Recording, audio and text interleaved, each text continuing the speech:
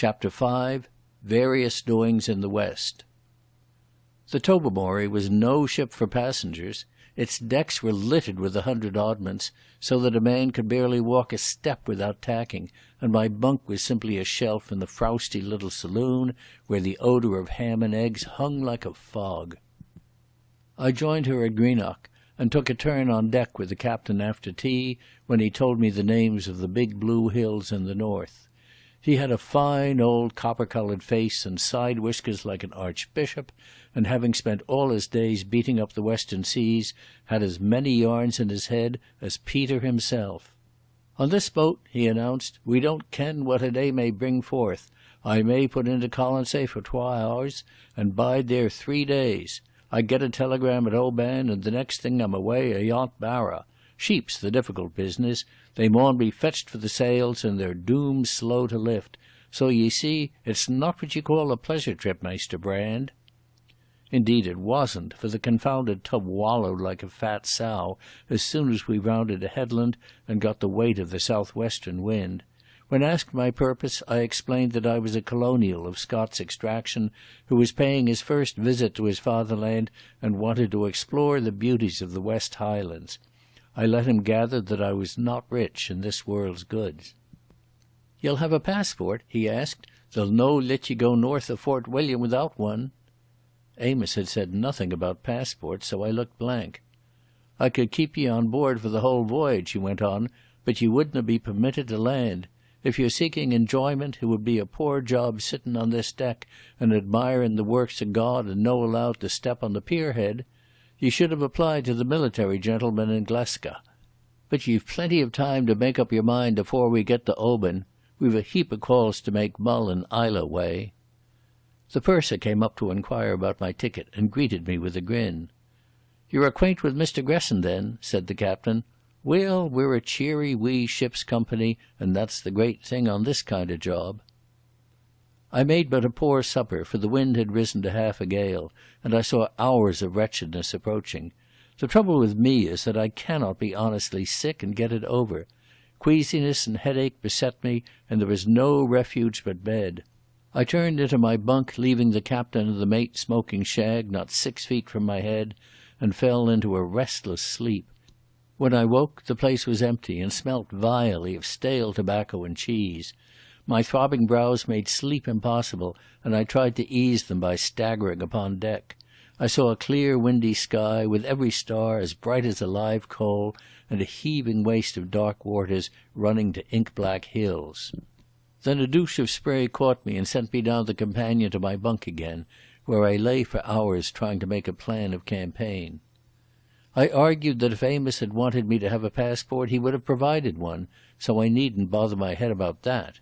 But it was my business to keep alongside Gresson, and if the boat stayed a week in some port and he went off ashore, I must follow him. Having no passport, I would have to be always dodging trouble, which would handicap my movements and in all likelihood make me more conspicuous than I wanted.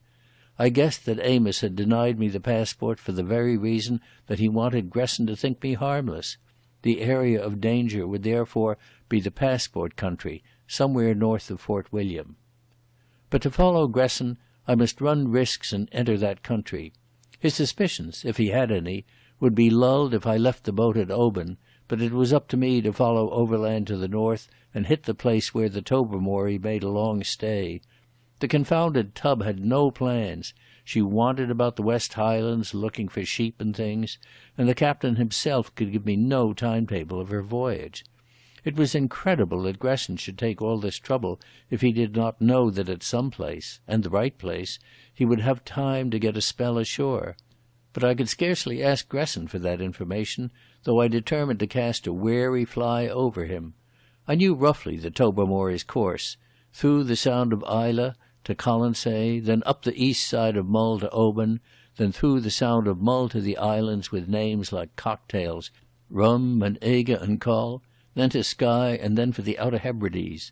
I thought the last would be the place, and it seemed madness to leave the boat, for the Lord knew how I should get across the Minch. This consideration upset all my plans again, and I fell into a troubled sleep without coming to any conclusion. Morning found us nosing between Jura and Isla, and about midday we touched at a little port where we unloaded some cargo and took on a couple of shepherds who were going to Colonsay. The mellow afternoon and the good smell of salt and heather got rid of the dregs of my queasiness, and I spent a profitable hour on the pierhead with a guide-book called Baddeley's Scotland and one of Bartholomew's maps.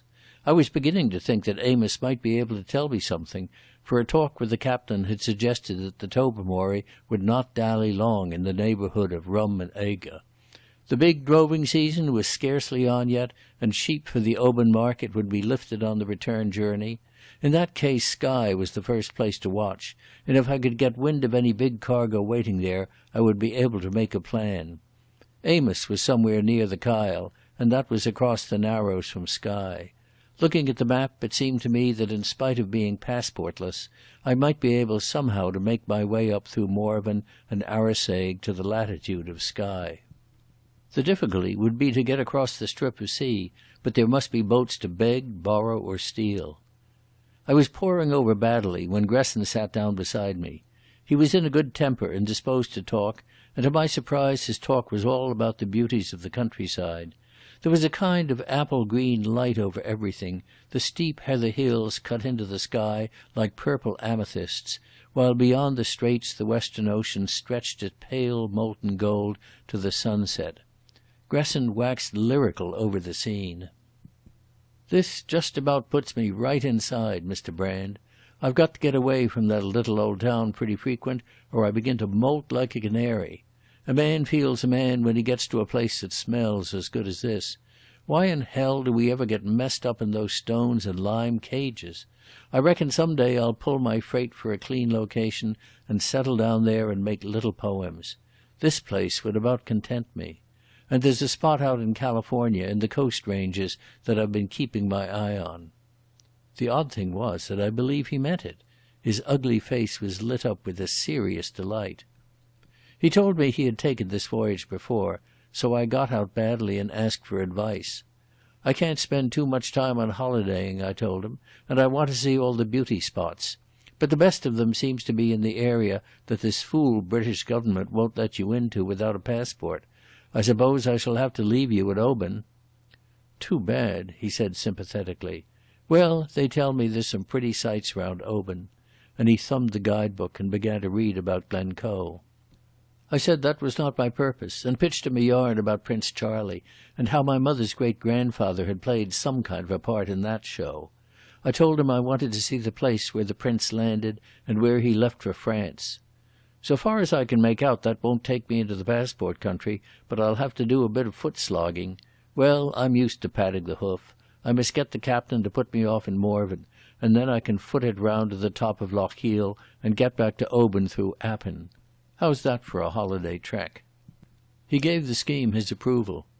"But if it was me, Mr. Brand, I would have a shot at puzzling your gallant policeman. You and I don't take much stock in governments and their 2-cent laws, and it would be a good game to see just how far you could get into the forbidden land. A man like you could put up a good bluff on those hayseeds. I don't mind having a bet." "No," I said, "I'm out for a rest and not for sport. If there was anything to be gained, I'd undertake to bluff my way to the Orkney Islands, but it's a wearing job, and I've better things to think about." "So? Well, enjoy yourself your own way. I'll be sorry when you leave us, for I owe you something for that roughhouse, and besides there's darned little company in the old mossback captain." That evening Gresson and I swapped yarns after supper to the accompaniment of the "My God, and is it possible?" of captain and mate. I went to bed after a glass or two of weak grog, and made up for the last night's vigil by falling sound asleep. I had very little kit with me, beyond what I stood up in and could carry in my waterproof pockets, but on Amos's advice I had brought my little nickel-plated revolver. This lived by day in my hip pocket, but at night I put it behind my pillow. But when I woke the next morning to find us casting anchor in the bay below rough low hills, which I knew to be the island of Colonsay, I could find no trace of the revolver. I searched every inch of the bunk and only shook out feathers from the mouldy ticking. I remembered perfectly putting the thing behind my head before I went to sleep, and now it had vanished utterly. Of course I could not advertise my loss, and I didn't greatly mind it, for this was not a job where I could do much shooting. But it made me think a good deal about Mr. Gresson. He simply could not suspect me. If he had bagged my gun, as I was pretty certain he had, it must be because he wanted it for himself, and not that he might disarm me. Every way I argued it, I reached the same conclusion. In Gresson's eyes I must seem as harmless as a child. We spent the better part of a day at Colonsay, and Gresson, so far as his duties allowed, stuck to me like a limpet. Before I went ashore I wrote out a telegram for Amos. I devoted a hectic hour to the Pilgrim's Progress, but I could not compose any kind of intelligible message with reference to its text. We had all the same edition, the one in the Golden Treasury series, so I could have made up a sort of cipher by referring to lines and pages, but that would have taken up a dozen telegraph forms and seemed to me too elaborate for the purpose. So I sent this message. Ochterlony Post Office, Kyle. I hope to spend part of holiday near you, and to see you if boat's program permits. Are any good cargoes awaiting in your neighbourhood? Reply, Post Office, Oban. It was highly important that Gresson should not see this, but it was a deuce of a business to shake him off. I went for a walk in the afternoon along the shore and passed the telegraph office, but the confounded fellow was with me all the time. My only chance was just before we sailed, when he had to go on board to check some cargo. As the telegraph office stood in full view of the ship's deck, I did not go near it. But in the back end of the clachan I found the schoolmaster, and got him to promise to send the wire. I also bought off him a couple of well-worn 7-penny novels. The result was that I delayed our departure for 10 minutes, and when I came on board faced a wrathful Gresson. "Where the hell have you been?" he asked. "The weather's blowing up dirty and the old man's mad to get off. Didn't you get your legs stretched enough this afternoon?" I explained humbly that I had been to the schoolmaster to get something to read, and produced my dingy red volumes. At that his brow cleared. I could see that his suspicions were set at rest. We left Colonsay about 6 in the evening, with the sky behind us banking for a storm, and the hills of Jura to starboard an angry purple. Colonsay was too low an island to be any kind of breakwater against a western gale, so the weather was bad from the start. Our course was north by east, and when we had passed the butt end of the island, we nosed about in a trough of big seas, shipping tons of water and rolling like a buffalo. I know as much about boats as about Egyptian hieroglyphics, but even my landsman's eyes could tell that we were in for a rough night. I was determined not to get queasy again, but when I went below, the smell of tripe and onions promised to be my undoing, so I dined off a slab of chocolate and a cabin biscuit, put on my waterproof, and resolved to stick it out on deck. I took up position near the bows, where I was out of reach of the oily steamer smells. It was as fresh as the top of a mountain, but mighty cold and wet, for a gusty drizzle had set in, and I got the spindrift of the big waves. There I balanced myself as we lurched into the twilight, hanging on with one hand to a rope which descended from the stumpy mast. I noticed that there was only an indifferent rail between me and the edge, but that interested me and helped to keep off the sickness. I swung to the movement of the vessel, and though I was mortally cold, it was rather pleasant than otherwise. My notion was to get the nausea whipped out of me by the weather, and when I was properly tired, to go down and turn in. I stood there till the dark had fallen. By that time I was an automaton, the way a man gets on sentry go, and I could have easily hung on till morning. My thoughts ranged about the earth, beginning with the business I had set out on, and presently, by way of recollections of Blenkiron and Peter, reaching the German forest where, in the Christmas of 1915, I had been nearly done in by fever and old Stumm. I remembered the bitter cold of that wild race, and the way the snow seemed to burn like fire when I stumbled and got my face into it. I reflected that seasickness was kitten's play to a good bout of malaria. The weather was growing worse, and I was getting more than spindrift from the seas. I hooked my arm round the rope, for my fingers were numbing.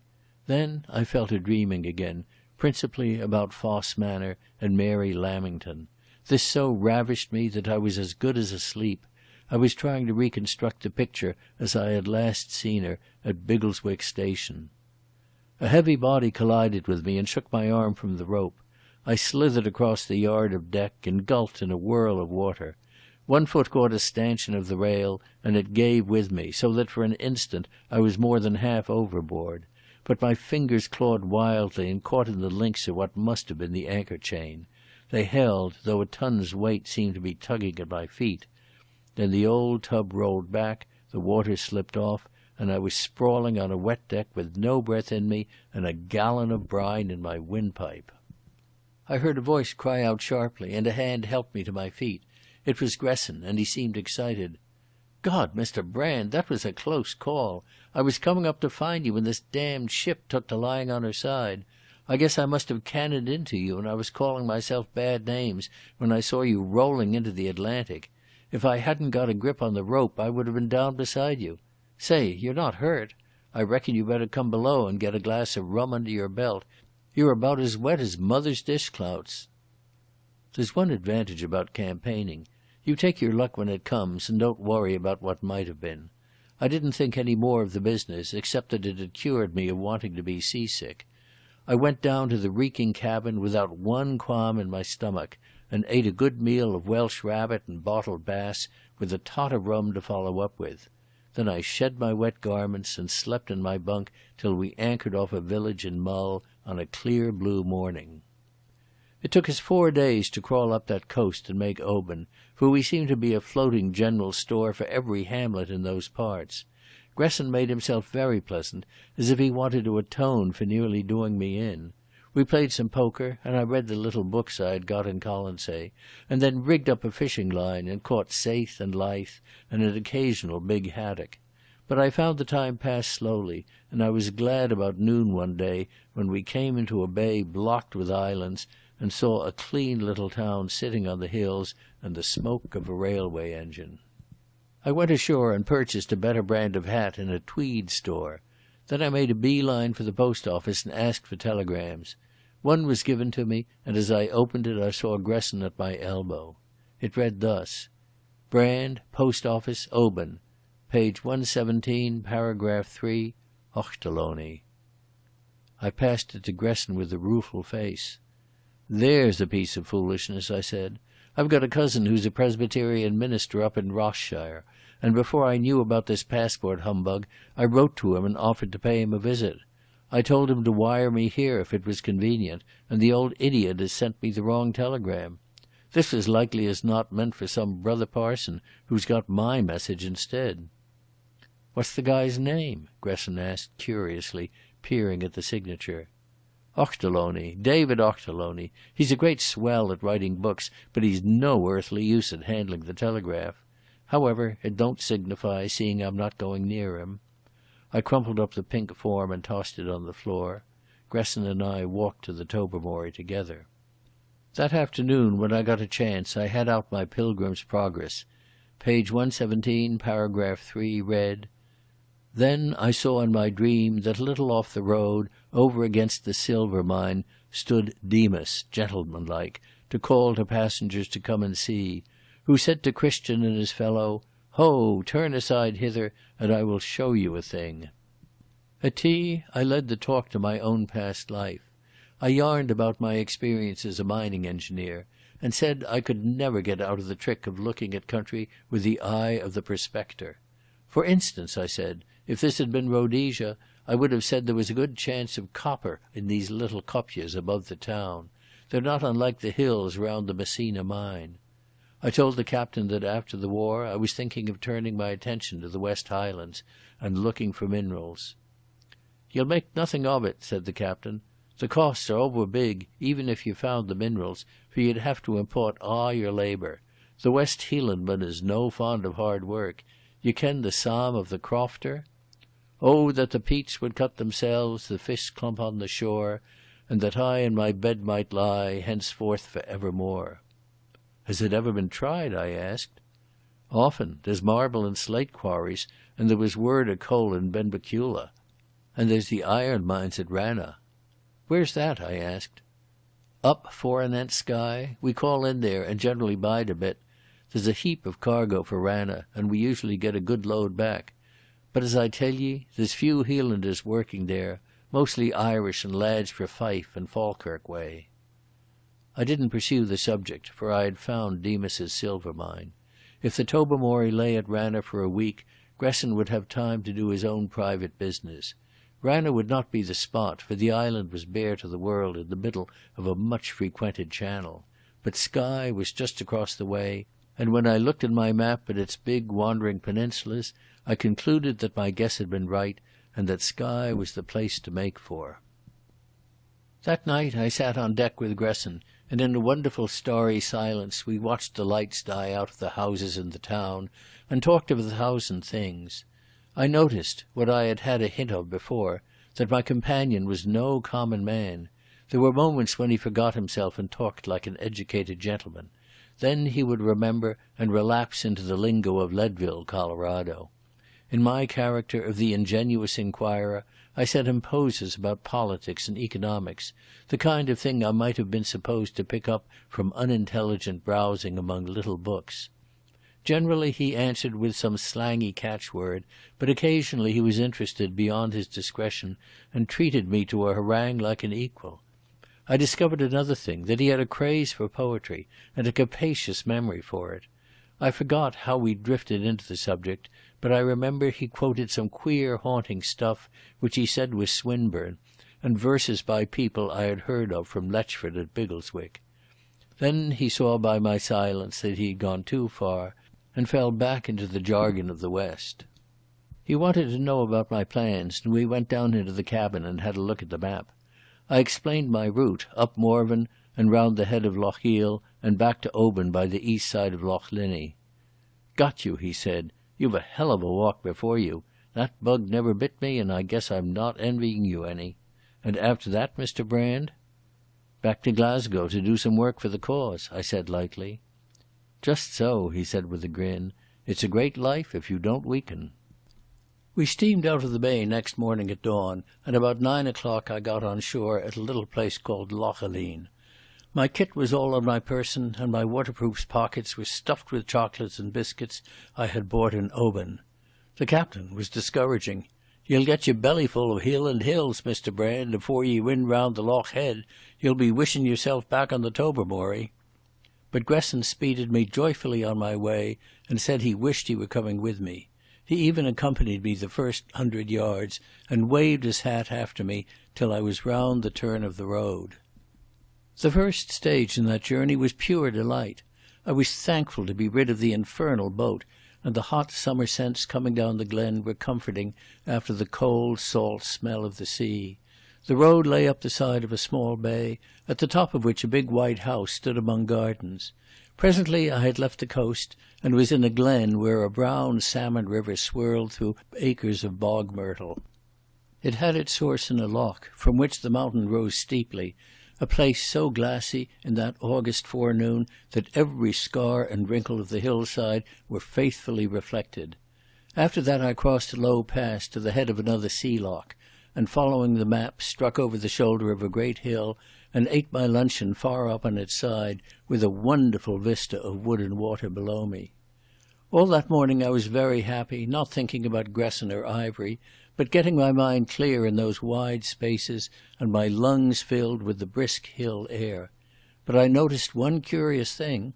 On my last visit to Scotland, when I covered more moorland miles a day than any man since Claverhouse, I had been fascinated by the land, and had pleased myself with plans for settling down in it. But now, after 3 years of war and general rocketing, I felt less drawn to that kind of landscape. I wanted something more green and peaceful and habitable, and it was to the Cotswolds that my memory turned with longing. I puzzled over this till I realized that in all my Cotswold pictures a figure kept going and coming, a young girl with a cloud of gold hair and the strong, slim grace of a boy who had sung Cherry Ripe in a moonlit garden.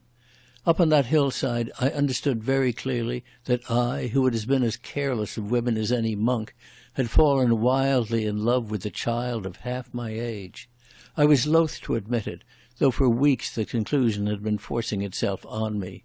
Not that I didn't revel in my madness, but that it seemed too hopeless a business, and I had no use for barren philandering.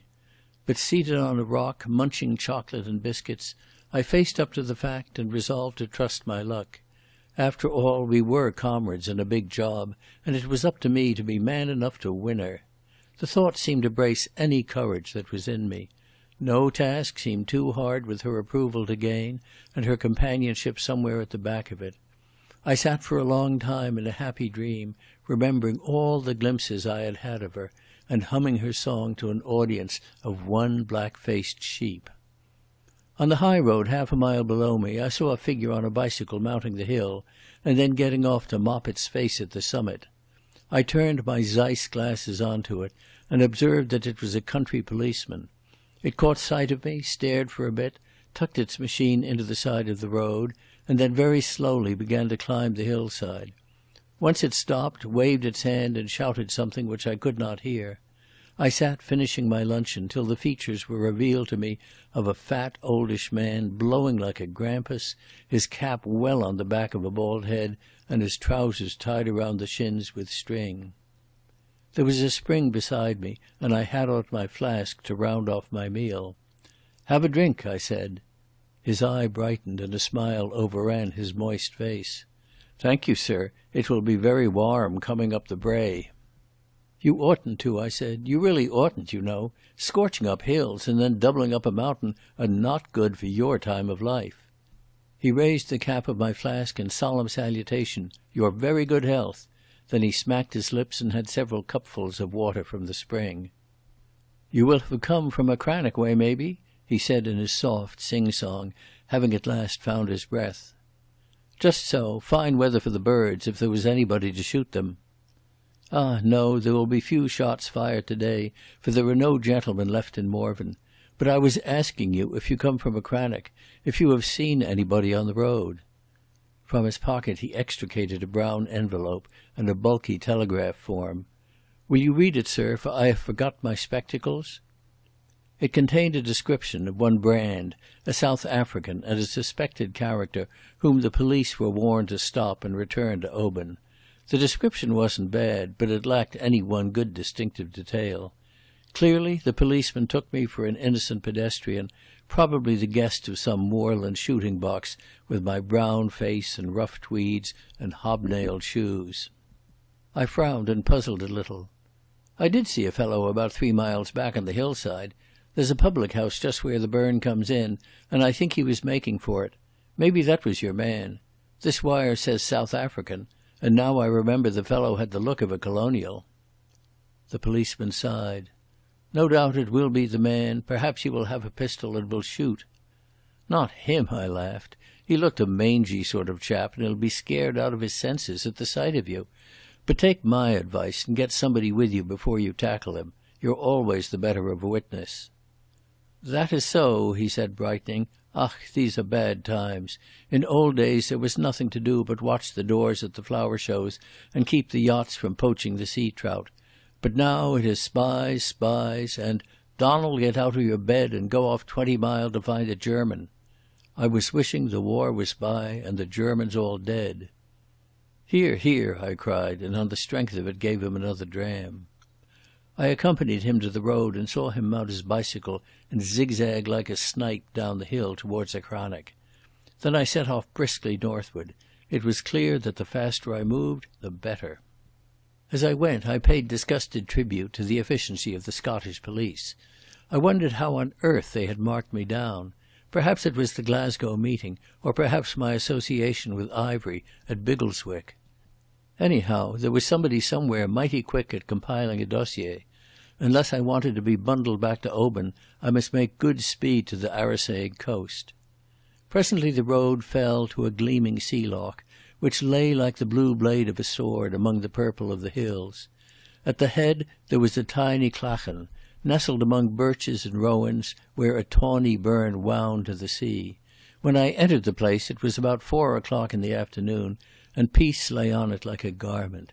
In the wide sunny street there was no sign of life, and no sound except of hens clucking and bees busy among the roses. There was a little grey box of a kirk, and close to the bridge a thatched cottage which bore the sign of a post and telegraph office. For the past hour I had been considering that I had better prepare for mishaps. If the police of these parts had been warned, they might prove too much for me, and Gresson would be allowed to make his journey unmatched. The only thing to do was to send a wire to Amos and leave the matter in his hands. Whether that was possible or not depended upon this remote postal authority. I entered the little shop and passed from bright sunshine to a twilight smelling of paraffin and black-striped peppermint balls. An old woman with a mutch sat in an armchair behind the counter. She looked up at me over her spectacles and smiled, and I took to her on the instant. She had the kind of wise old face that God loves. Beside her I noticed a little pile of books, one of which was a Bible. Upon her lap was a paper, the United Free Church Monthly. I noticed these details greedily, for I had to make up my mind on the part to play. "It's a warm day, mistress," I said, my voice falling into the broad lowland speech, for I had an instinct that she was not of the Highlands. She laid aside her paper. "It is that, sir. It is grand weather for the hairst, but here that's no till the hinner end of September, and at the best it's a bit scart of eights." "Aye, it's a different thing down Annandale way," I said. Her face lit up. "Are ye from Dumfries, sir?" "Not just from Dumfries, but I know the borders fine." "You'll no beat them," she cried.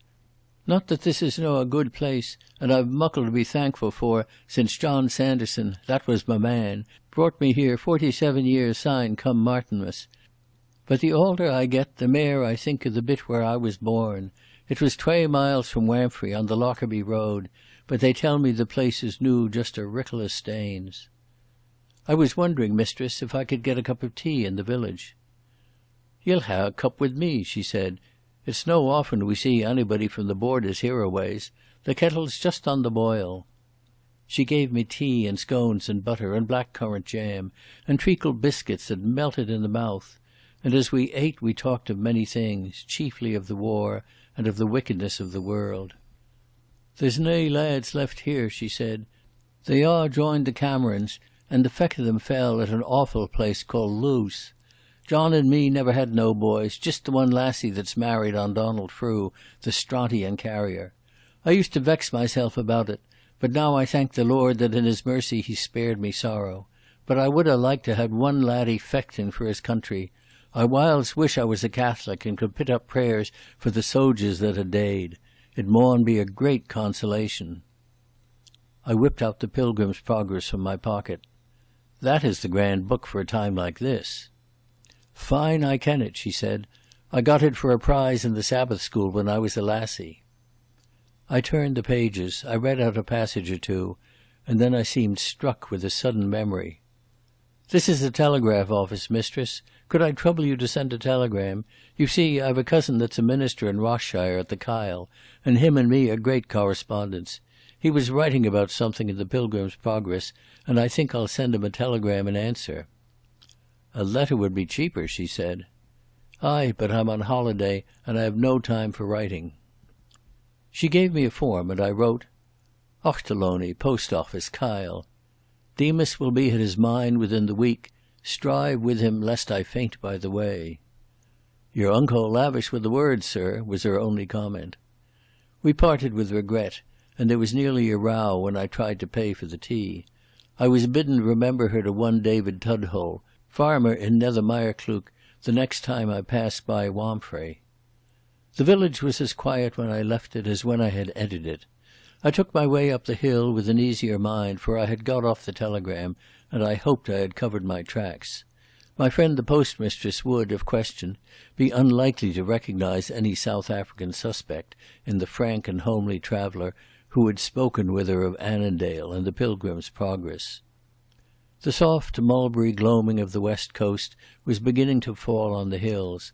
I hoped to put in 12 miles before dark to the next village on the map, where I might find quarters. But ere I had gone far, I heard the sound of a motor behind me, and a car slipped past bearing 3 men. The driver favoured me with a sharp glance and clapped on the brakes. I noticed that the 2 men in the tonneau were carrying sporting rifles. "Hi, you, sir," he cried, "come here." The 2 rifle-bearers, solemn gillies, brought their weapons to attention. "By God," he said, "it's the man. What's your name? Keep him covered, Angus." The gillies duly covered me, and I did not like the look of their wavering barrels. They were obviously as surprised as myself. I had about half a second to make my plans. I advanced with a very stiff air and asked him what the devil he meant. No Lowland Scots for me now. My tone was that of an adjutant of a Guards battalion. My inquisitor was a tall man in an ulster, with a green felt hat on his small head. He had a lean, well-bred face and very choleric blue eyes. I set him down as a soldier, retired, Highland regiment or cavalry, old style. He produced a telegraph form like the policeman. Middle height, strongly built, grey tweeds, brown hat, speaks with a colonial accent, much sunburnt. What's your name, sir? I did not reply in a colonial accent, but with the hauteur of the British officer when stopped by a French sentry. I asked him again what the devil he had to do with my business. This made him angry, and he began to stammer. "I'll teach you what I have to do with it. I'm a deputy lieutenant of this county, and I have Admiralty instructions to watch the coast. Damn it, sir, I've a wire here from the chief constable describing you. You're Brand, a very dangerous fellow, and we want to know what the devil you're doing here." As I looked at his wrathful eye and lean head, which could not have held much brains, I saw that I must change my tone. If I irritated him, he would get nasty and refuse to listen and hang me up for hours. So my voice became respectful. "I beg your pardon, sir, but I've not been accustomed to be pulled up suddenly and asked for my credentials. My name is Blakey, Captain Robert Blakey of the Scots Fusiliers. I'm home on 3 weeks' leave to get a little peace after the Hogue. We were only hauled out 5 days ago." I hoped my old friend in the shell-shock hospital at Isham would pardon my borrowing his identity. The man looked puzzled. "How the devil am I to be satisfied about that? Have you any papers to prove it?" "Why, no. I don't carry passports about with me on a walking tour, but you can wire to the depot or to my London address." He pulled at his yellow moustache. "I'm hanged if I know what to do. I want to get home for dinner. I tell you what, sir, I'll take you on with me and put you up for the night. My boy's at home convalescing, and if he says you're pukka, I'll ask your pardon and give you a dashed good bottle of port. I'll trust him, and I warn you he's a keen hand." There was nothing to do but consent, and I got in beside him with an uneasy conscience. Supposing the son knew the real Blakey? I asked the name of the boy's battalion, and was told the 10th Seaforths. That wasn't pleasant hearing, for they'd been brigaded with us on the Somme. But Colonel Broadbury, for he told me his name, volunteered another piece of news which set my mind at rest. The boy was not yet 20, and had only been out 7 months. At Arras he had got a bit of shrapnel in his thigh, which had played the deuce with the sciatic nerve, and he was still on crutches. We spun over ridges of moorland, always keeping northward, and brought up at a pleasant whitewashed house close to the sea. Colonel Broadbury ushered me into a hall, where a small fire of peats was burning, and on the couch beside it lay a slim, pale-faced young man. He had dropped his policeman's manner, and behaved like a gentleman. "Ted," he said, "I brought a friend home for the night. I went out to look for a suspect, and found a British officer. This is Captain Blakey of the Scots Fusiliers." The boy looked at me pleasantly. "I'm very glad to meet you, sir. You'll excuse me not getting up, but I've got a game leg." He was the copy of his father in features, but dark and sallow where the other was blonde. He had just the same narrow head and stubborn mouth and honest, quick-tempered eyes. It is the type that makes dashing regimental officers and earns V.C.s and gets done in wholesale.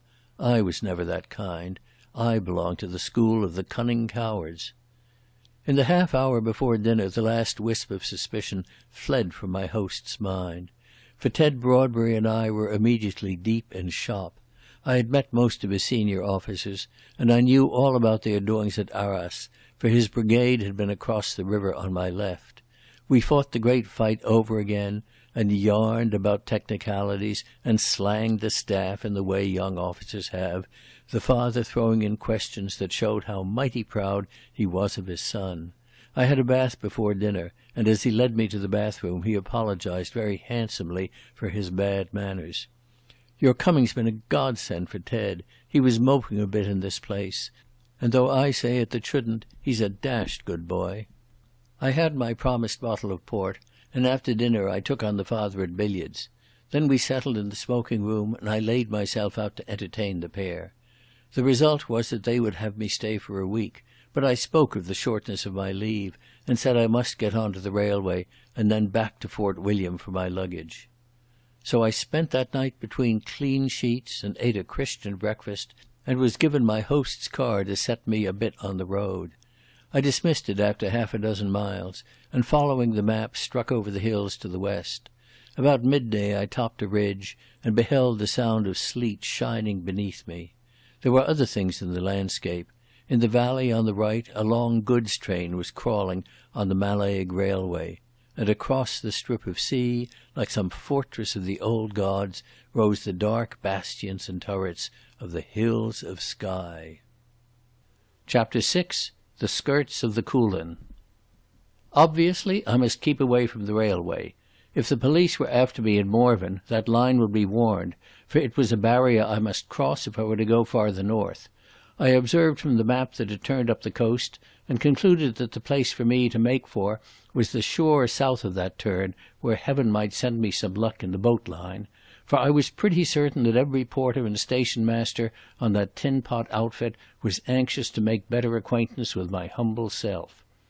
I lunched off the sandwiches the Broadburys had given me, and in the bright afternoon made my way down the hill, crossed at the foot of a small freshwater lochan, and pursued the issuing stream through midge-infested woods of hazels to its junction with the sea. It was rough going, but very pleasant, and I fell into the same mood of idle contentment that I had enjoyed the previous morning. I never met a soul. Sometimes a roe deer broke out of the covert, or an old blackcock startled me with his scolding. The place was bright with heather, still in its first bloom, and smelt better than the myrrh of Arabia. It was a blessed glen, and I was happy as a king, till I began to feel the coming of hunger, and reflected that the Lord alone knew when I might get a meal. I had still some chocolate and biscuits, but I wanted something more substantial.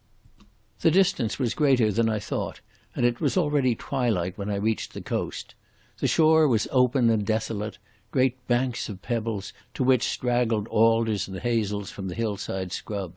But as I marched northward and turned a little point of land, I saw before me in a crook of the bay a smoking cottage, and plodding along by the water's edge was the bent figure of a man, laden with nets and lobster pots. Also, beached on the shingle was a boat. I quickened my pace and overtook the fisherman. He was an old man with a ragged grey beard, and his rig was seaman's boots and a much darned blue jersey. He was deaf and did not hear me when I hailed him. When he caught sight of me he never stopped, though he very solemnly returned my good evening. I fell into step with him, and in his silent company reached the cottage. He halted before the door and unslung his burdens. The place was a 2-roomed building with a roof of thatch, and the walls all grown over with a yellow-flowered creeper. When he had straightened his back he looked seaward and at the sky, as if to prospect the weather. Then he turned on me his gentle, absorbed eyes. "It will have been a fine day, sir. Was you seeking the road to anywhere?"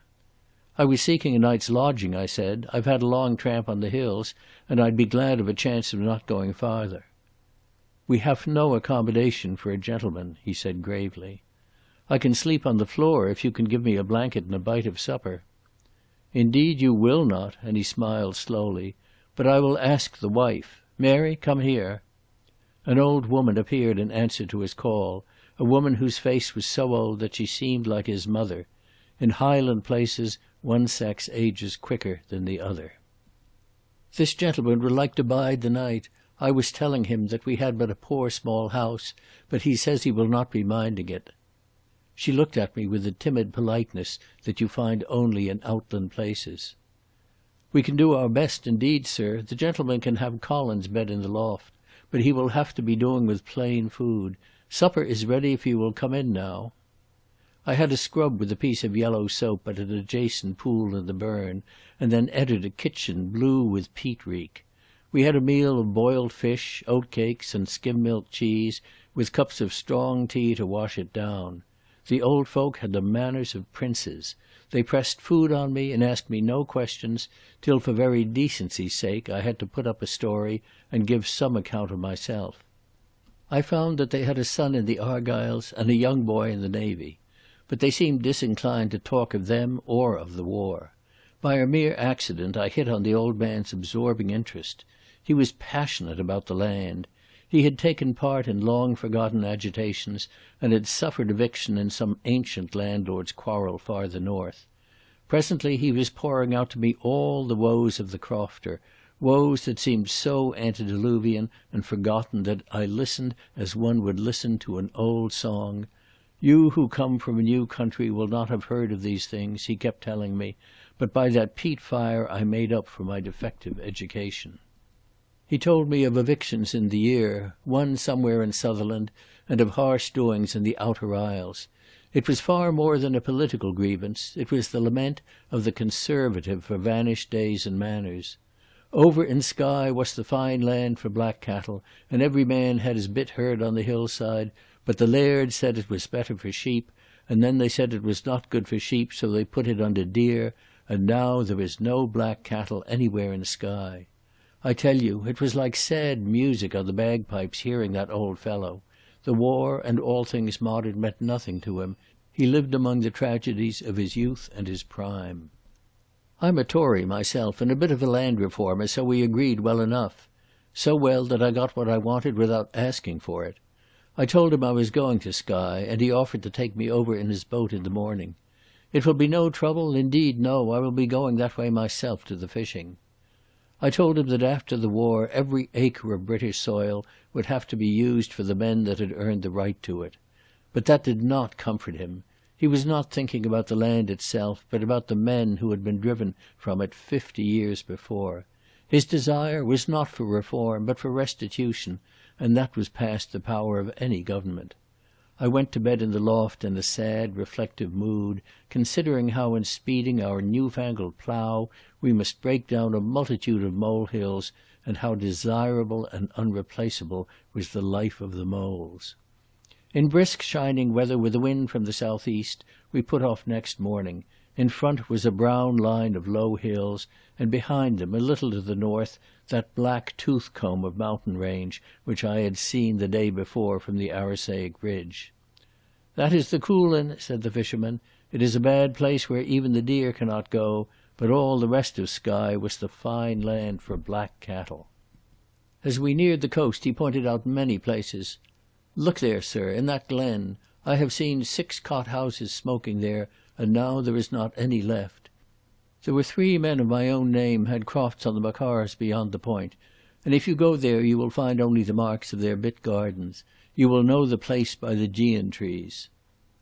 When he put me ashore in a sandy bay between ridges of bracken, he was still harping upon the past. I got him to take £1, for the boat and not for the night's hospitality, for he would have beaten me with an oar if I had suggested that. The last I saw of him, as I turned round at the top of the hill, he still had his sail down and was gazing at the lands which had once been full of human dwellings and now were desolate. I kept for a while along the ridge with the sound of sleet on my right, and beyond it the high hills of Crowjerst and Kintail. I was watching for the Tobermory, but saw no sign of her. A steamer put out from Mallaig, and there were several drifters crawling up the channel, and once I saw the white ensign and a destroyer bustled northward, leaving a cloud of black smoke in her wake. Then, after consulting the map, I struck across country, still keeping the higher ground, but except at odd minutes being out of sight of the sea. I concluded that my business was to get to the latitude of Ranna without wasting time. So soon as I changed my course, I had the Coolin for company. Mountains have always been a craze of mine, and the blackness and mystery of those grim peaks went to my head. I forgot all about Foss Manor and the Cotswolds.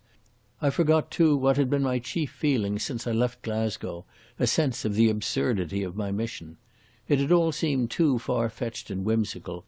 I was running apparently no great personal risk, and I had always the unpleasing fear that Blenkiron might have been too clever and that the whole thing might be a mare's nest.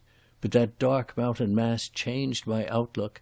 I began to have a queer instinct that that was the place, that something might be concealed there, something pretty damnable. I remember I sat on a top for half an hour raking the hills with my glasses. I made out ugly precipices and glens which lost themselves in primeval blackness.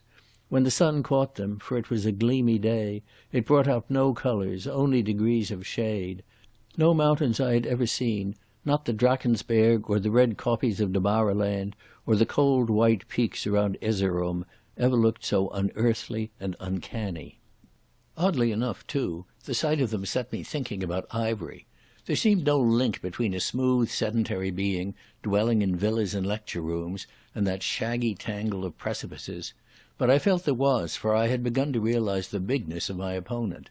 Blenkiron had said that he spun his web wide.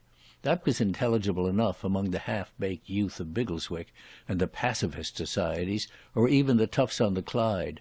I could fit him in all right to that picture. But that he should be playing his game among those mysterious black crags seemed to make him bigger and more desperate, altogether a different kind of proposition. I didn't exactly dislike the idea, for my objection to my past weeks had been that I was out of my proper job, and this was more my line of country. I always felt that I was a better bandit than a detective, but a sort of awe mingled with my satisfaction. I began to feel about Ivory as I had felt about the three devils of the Black Stone who had hunted me before the war, and as I never felt about any other Hun.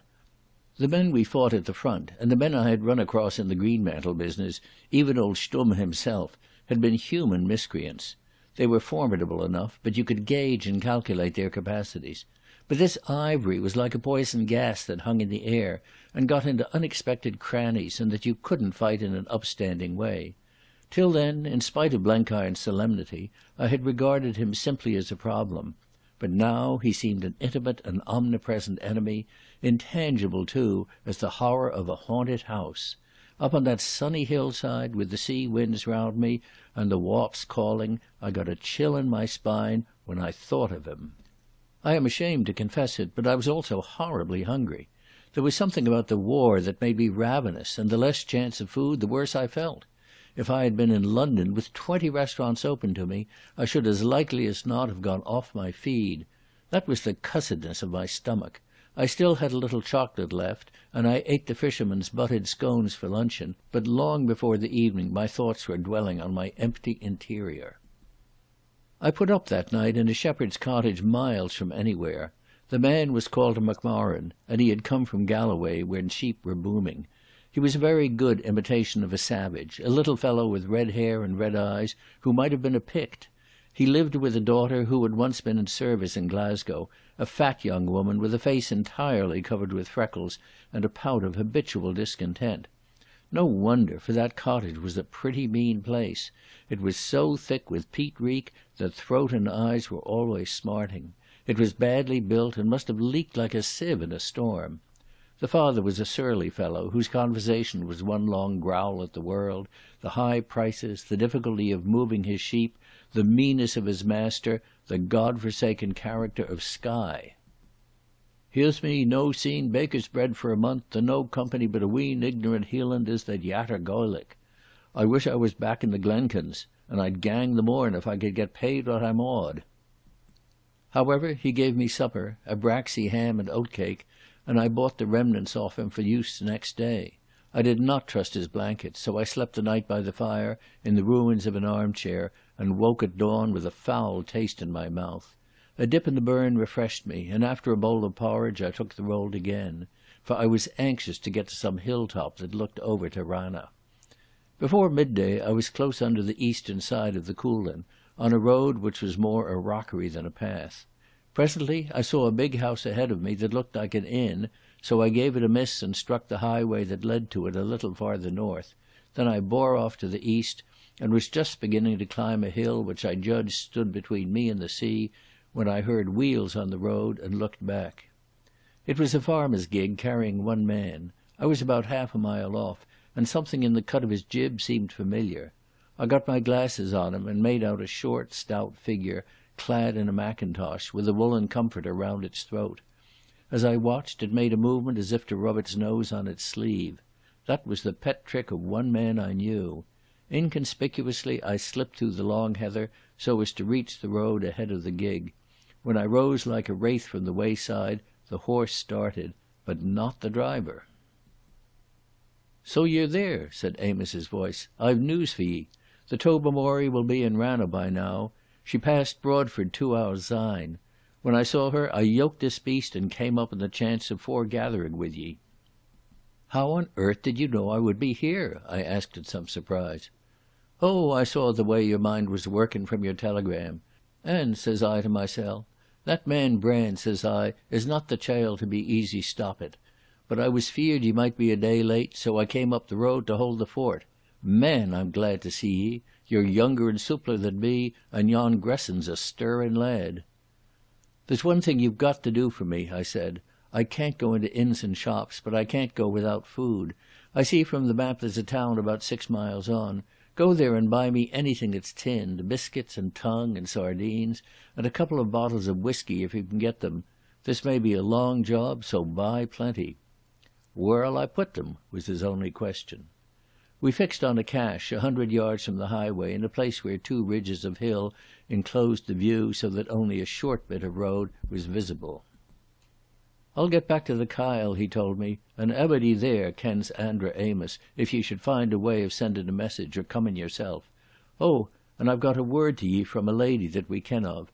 She says the sooner you're back in Vanity Fair, the better she'll be pleased, always provided ye've got over the hill difficulty." A smile screwed up his old face, and he waved his whip in farewell. I interpreted Mary's message as an incitement to speed, but I could not make the pace. That was Gresson's business. I think I was a little nettled, till I cheered myself by another interpretation. She might be anxious for my safety. She might want to see me again. Anyhow, the mere sending of the message showed I was not forgotten. I was in a pleasant muse as I breasted the hill, keeping discreetly in the cover of the many gullies. At the top I looked down on Ranna and the sea. There lay the Tobermory, busy unloading. It would be some time, no doubt, before Gresson could leave. There was no rowboat in the channel yet, and I might have to wait hours. I settled myself snugly between 2 rocks where I could not be seen, and where I had a clear view of the sea and shore. But presently I found that I wanted some long heather to make a couch, and I emerged to get some. I had not raised my head for a second when I flopped down again, for I had a neighbour on the hilltop. He was about 200 yards off, just reaching the crest, and unlike me, walking quite openly. His eyes were on Ranna, so he did not notice me, but from my cover I scanned every line of him. He looked like an ordinary countryman, wearing badly cut, baggy knickerbockers of the kind that gillies affect. He had a face like a Portuguese Jew, but I had seen that type before among people with Highland names. They might be Jews or not, but they could speak Gaelic. Presently he disappeared. He had followed my example and selected a hiding place. It was a clear, hot day, but very pleasant in that airy place. Good scents came up from the sea. The heather was warm and fragrant. Bees droned about, and stray seagulls swept the ridge with their wings. I took a look now and then towards my neighbour, but he was deep in his hidey-hole. Most of the time I kept my glasses on Ranna and watched the doings of the Tobermory. She was tied up at the jetty, but seemed in no hurry to unload. I watched the captain disembark and walk up to a house on the hillside. Then some idlers sauntered down towards her and stood talking and smoking close to her side. The captain returned and left again. A man with papers in his hand appeared, and a woman with what looked like a telegram. The mate went ashore in his best clothes. Then at last, after midday, Gresson appeared. He joined the captain at the piermaster's office, and presently emerged on the other side of the jetty where some small boats were breached. A man from the Tobermory came in answer to his call. A boat was launched and began to make its way into the channel. Gresson sat in the stern, placidly eating his luncheon. I watched every detail of that crossing with some satisfaction that my forecast was turning out right. About halfway across, Gresson took the oars, but soon surrendered them to the Tobermory man and lit a pipe. He got out a pair of binoculars and raked my hillside. I tried to see if my neighbour was making any signal, but all was quiet. Presently the boat was hid from me by the bulge of the hill, and I caught the sound of her scraping on the beach. Gresson was not a hill walker like my neighbour. It took him the best part of an hour to get to the top, and he reached it at a point not 2 yards from my hiding place. I could hear by his labouring breath that he was very blown. He walked straight over the crest till he was out of sight of Ranna and flung himself on the ground. He was now about 50 yards from me, and I made shift to lessen the distance. There was a grassy trench skirting the north side of the hill, deep and thickly overgrown with heather. I wound my way along it till I was about 12 yards from him, where I stuck, owing to the trench dying away. When I peered out of the cover, I saw that the other man had joined him, and that the idiots were engaged in embracing one another. I dared not move an inch nearer, and as they talked in a low voice I could hear nothing of what they said. Nothing except one phrase, which the strange man repeated twice, very emphatically. "Tomorrow night," he said, and I noticed that his voice had not the Highland inflection which I looked for. Gresson nodded and glanced at his watch, and then the two began to move downhill towards the road I had travelled that morning. I followed as best I could, using a shallow dry watercourse of which sheep had made a track, and which kept me well below the level of the moor. It took me down the hill, but some distance from the line the pair were taking, and I had to reconnoitre frequently to watch their movements. They were still a quarter of a mile or so from the road when they stopped and stared, and I stared with them. On that lonely highway travellers were about as rare as road menders, and what caught their eye was a farmer's gig driven by a thick-set elderly man with a woollen comfort around his neck.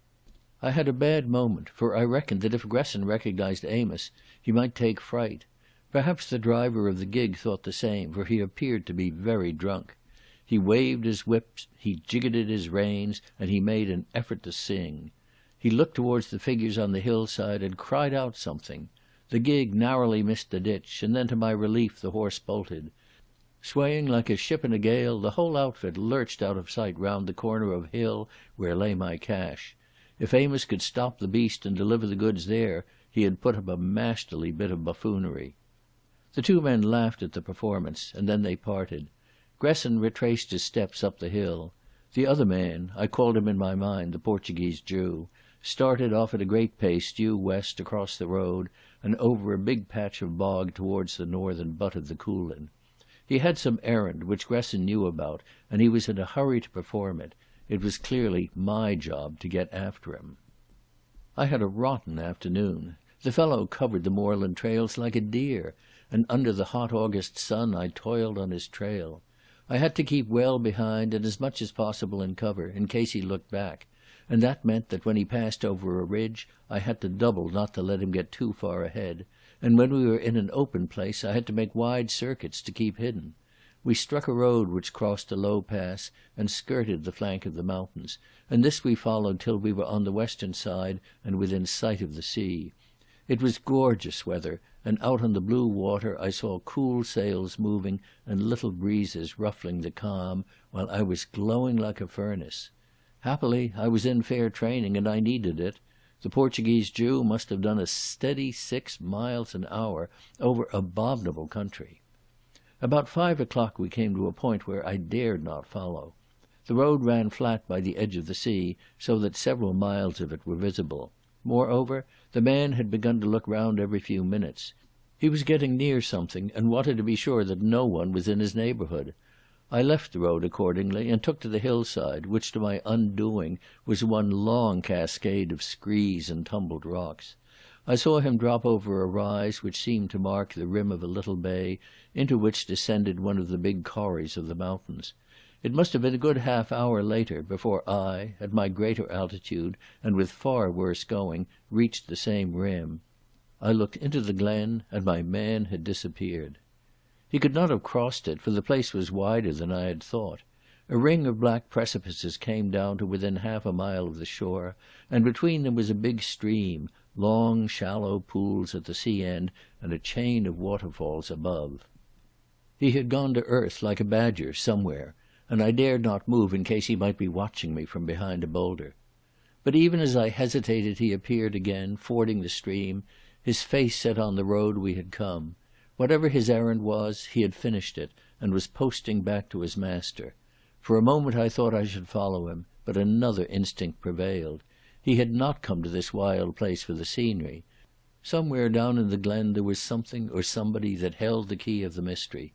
It was my business to stay there till I had unlocked it. Besides, in 2 hours it would be dark, and I had had enough walking for one day. I made my way to the stream side and had a long drink. The corrie behind me was lit up with the westering sun, and the bald cliffs were flushed with pink and gold.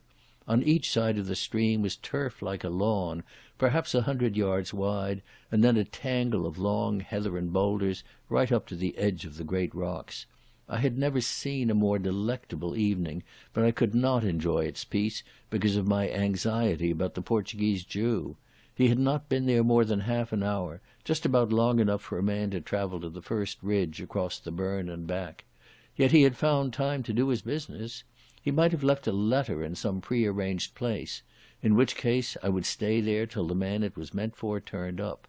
Or he might have met someone, though I didn't think that possible. As I scanned the acres of rough moor and then looked at the sea lapping delicately on the grey sand, I had the feeling that a knotty problem was before me. It was too dark to try to track his steps. That must be left for the morning, and I prayed that there would be no rain in the night. I ate for supper most of the braxy ham and oatcake I had brought from Macmorran's cottage. It took some self-denial, for I was ferociously hungry, to save a little for breakfast the next morning. Then I pulled heather and bracken and made myself a bed in the shelter of a rock which stood on a knoll above the stream. My bedchamber was well hidden, but at the same time, if anything should appear in the early dawn, it gave me a prospect.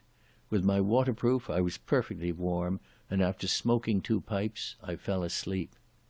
My night's rest was broken. First it was a fox which came and barked at my ear and woke me to a pitch-black night with scarcely a star showing. The next time it was nothing but a wandering hill wind, but as I sat up and listened I thought I saw a spark of light near the edge of the sea. It was only for a second, but it disquieted me. I got out and climbed on top of the rock, but all was still save for the gentle lap of the tide and the croak of some night bird among the crags. The third time I was suddenly quite wide awake and without any reason, for I had not been dreaming. Now, I have slept hundreds of times alone beside my horse on the veldt, and I never knew any cause for such awakenings but the one, and that was the presence near me of some human being. A man who is accustomed to solitude gets this extra sense which announces like an alarm clock the approach of one of his kind. But I could hear nothing. There was a scraping and rustling on the moor, but that was only the wind and the little wild things of the hills. A fox, perhaps, or a blue hare. I convinced my reason, but not my senses, and for long I lay awake with my ears at full cock and every nerve tense. Then I fell asleep and woke to the first flush of the dawn. The sun was behind the Coolin, and the hills were black as ink, but far out in the western seas was a broad band of gold. I got up and went down to the shore. The mouth of the stream was shallow, but as I moved south I came to a place where 2 small capes enclosed an inlet. It must have been a fault in the volcanic rock, for its depth was portentous. I stripped and dived far into its cold abysses, but I did not reach the bottom. I came to the surface rather breathless and struck out to sea, where I floated on my back and looked at the great rampart of crag. I saw that the place where I had spent the night was only a little oasis of green at the base of one of the grimmest corries the imagination could picture. It was as desert as Damaraland. I noticed, too, how sharply the cliffs rose from the level. There were chimneys and gullies by which a man might have made his way to the summit, but no one of them could have been scaled except by a mountaineer. I was feeling better now, with all the frowsiness washed out of me, and I dried myself by racing up and down the heather. Then I noticed something. There were marks of human feet at the top of the deep water inlet, not mine, for they were on the other side. The short sea turf was bruised and trampled in several places, and there were broken stems of bracken. I thought that some fisherman had probably landed there to stretch his legs. But that set me thinking of the Portuguese Jew. After breakfasting on my last morsels of food, a knuckle of braxy and a bit of oatcake, I set about tracking him from the place where he had first entered the glen. To get my bearings, I went back over the road I had come myself, and after a good deal of trouble I found his spoor. It was pretty clear as far as the stream, for he had been walking, or rather running, over ground with many patches of gravel on it. After that it was difficult, and I lost it entirely in the rough heather below the crags. All that I could make out for certain was that he had crossed the stream, and that his business, whatever it was, had been with the few acres of tumbled wilderness below the precipices. I spent a busy morning there, but found nothing except the skeleton of a sheep picked clean by the ravens. It was a thankless job, and I got very cross over it. I had an ugly feeling that I was on a false scent and wasting my time. I wished to heaven I had old Peter with me. He could follow spoor like a bushman and would have riddled the Portuguese Jew's tracks out of any jungle on earth. That was a game I had never learned, for in the old days I had always left it to my natives. I chucked the attempt and lay disconsolately on a warm patch of grass and smoked and thought about Peter. But my chief recollections were that I had breakfasted at 5, that it was now 11, that I was intolerably hungry, that there was nothing here to feed a grasshopper, and that I should starve unless I got supplies. It was a long road to my cache, but there were no two ways of it. My only hope was to sit tight in the glen, and it might involve a wait of days. To wait, I must have food, and though it meant relinquishing guard for a matter of 6 hours, the risk had to be taken. I set off at a brisk pace with a very depressed mind. From the map it seemed that a short-cut lay over a pass in the range. I resolved to take it, and that short-cut, like most of its kind, was unblessed by heaven. I will not dwell upon the discomforts of the journey. I found myself slithering among screes, climbing steep chimneys, and travelling precariously along razor-backs. The shoes were nearly rent from my feet by the infernal rocks, which were all pitted as if by some geological smallpox. When at last I crossed the divide, I had a horrible business getting down from one level to another in a gruesome corrie, where each step was composed of smooth boilerplates. But at last I was among the bogs on the east side, and came to the place beside the road where I had fixed my cache. The faithful Amos had not failed me. There were the provisions: a couple of small loaves, a dozen tins, and a bottle of whisky. I made the best pack I could of them in my waterproof, swung it on my stick, and started back, thinking I must be very like the picture of Christian on the title page of Pilgrim's Progress. I was like a Christian before I reached my destination. Christian, after all, had got up the hill difficulty. The morning's walk had been bad, but the afternoon's was worse, for I was in a fever to get back, and having had enough of the hills, chose the longer route I had followed the previous day. I was mortally afraid of being seen, for I cut a queer figure, so I avoided every stretch of road where I had not a clear view ahead. Many weary detours I made among moss-hags and screes and stony channels of burns. But I got there at last, and it was almost with a sense of comfort that I flung my pack down beside the stream where I had passed the night. I ate a good meal, lit my pipe, and fell into the equable mood which follows upon fatigue ended and hunger satisfied. The sun was westering, and its light fell upon the rock wall above the place where I had abandoned my search for the spoor. As I gazed at it idly, I saw a curious thing. It seemed to be split in two, and a shaft of sunlight came through between. There could be no doubt about it. I saw the end of the shaft on the moor beneath, while all the rest lay in shadow. I rubbed my eyes and got out my glasses. Then I guessed the explanation. There was a rock tower close against the face of the main precipice, and indistinguishable from it to anyone looking direct at the face. Only when the sun fell on it obliquely could it be discovered, and between the tower and the cliff there must be a substantial hollow. The discovery brought me to my feet and set me running towards the end of the shaft of sunlight. I left the heather, scrambled up some yards of screes, and had a difficult time on some very smooth slabs, where only the friction of tweed and a rough rock gave me a hold. Slowly I worked my way up towards the speck of sunlight, till I found a handhold and swung myself into the crack. On one side was the main wall of the hill, on the other a tower some 90 feet high, and between them a long crevice varying in width from 3 to 6 feet. Beyond it there showed a small, bright patch of sea. There was more, for at the point where I entered it there was an overhang which made a fine cavern, low at the entrance but a dozen feet high inside, and dry as tinder. Here, thought I, is the perfect hiding place. Before going farther I resolved to return for food. It was not very easy descending, and I slipped the last 20 feet, landing on my head in a soft patch of screes. At the burn side I filled my flask from the whisky bottle and put half a loaf, a tin of sardines, a tin of tongue and a packet of chocolate in my waterproof pockets. Laden as I was, it took me some time to get up again, but I managed it, and stored my belongings in a corner of the cave. Then I set out to explore the rest of the crack. It slanted down and then rose again in a small platform. After that it dropped in easy steps to the moor beyond the tower. If the Portuguese Jew had come here, that was the way by which he had reached it, for he would not have had the time to make my ascent. I went very cautiously, for I felt I was on the eve of a big discovery. The platform was partly hidden from my end by a bend in the crack, and it was more or less screened by an outlying bastion of the tower from the other side. Its surface was covered with fine powdery dust, as were the steps beyond it. In some excitement I knelt down and examined it. Beyond doubt there was spoor here. I knew the Portuguese Jew's footmarks by this time, and I made them out clearly, especially in one corner, but there were other footsteps quite different.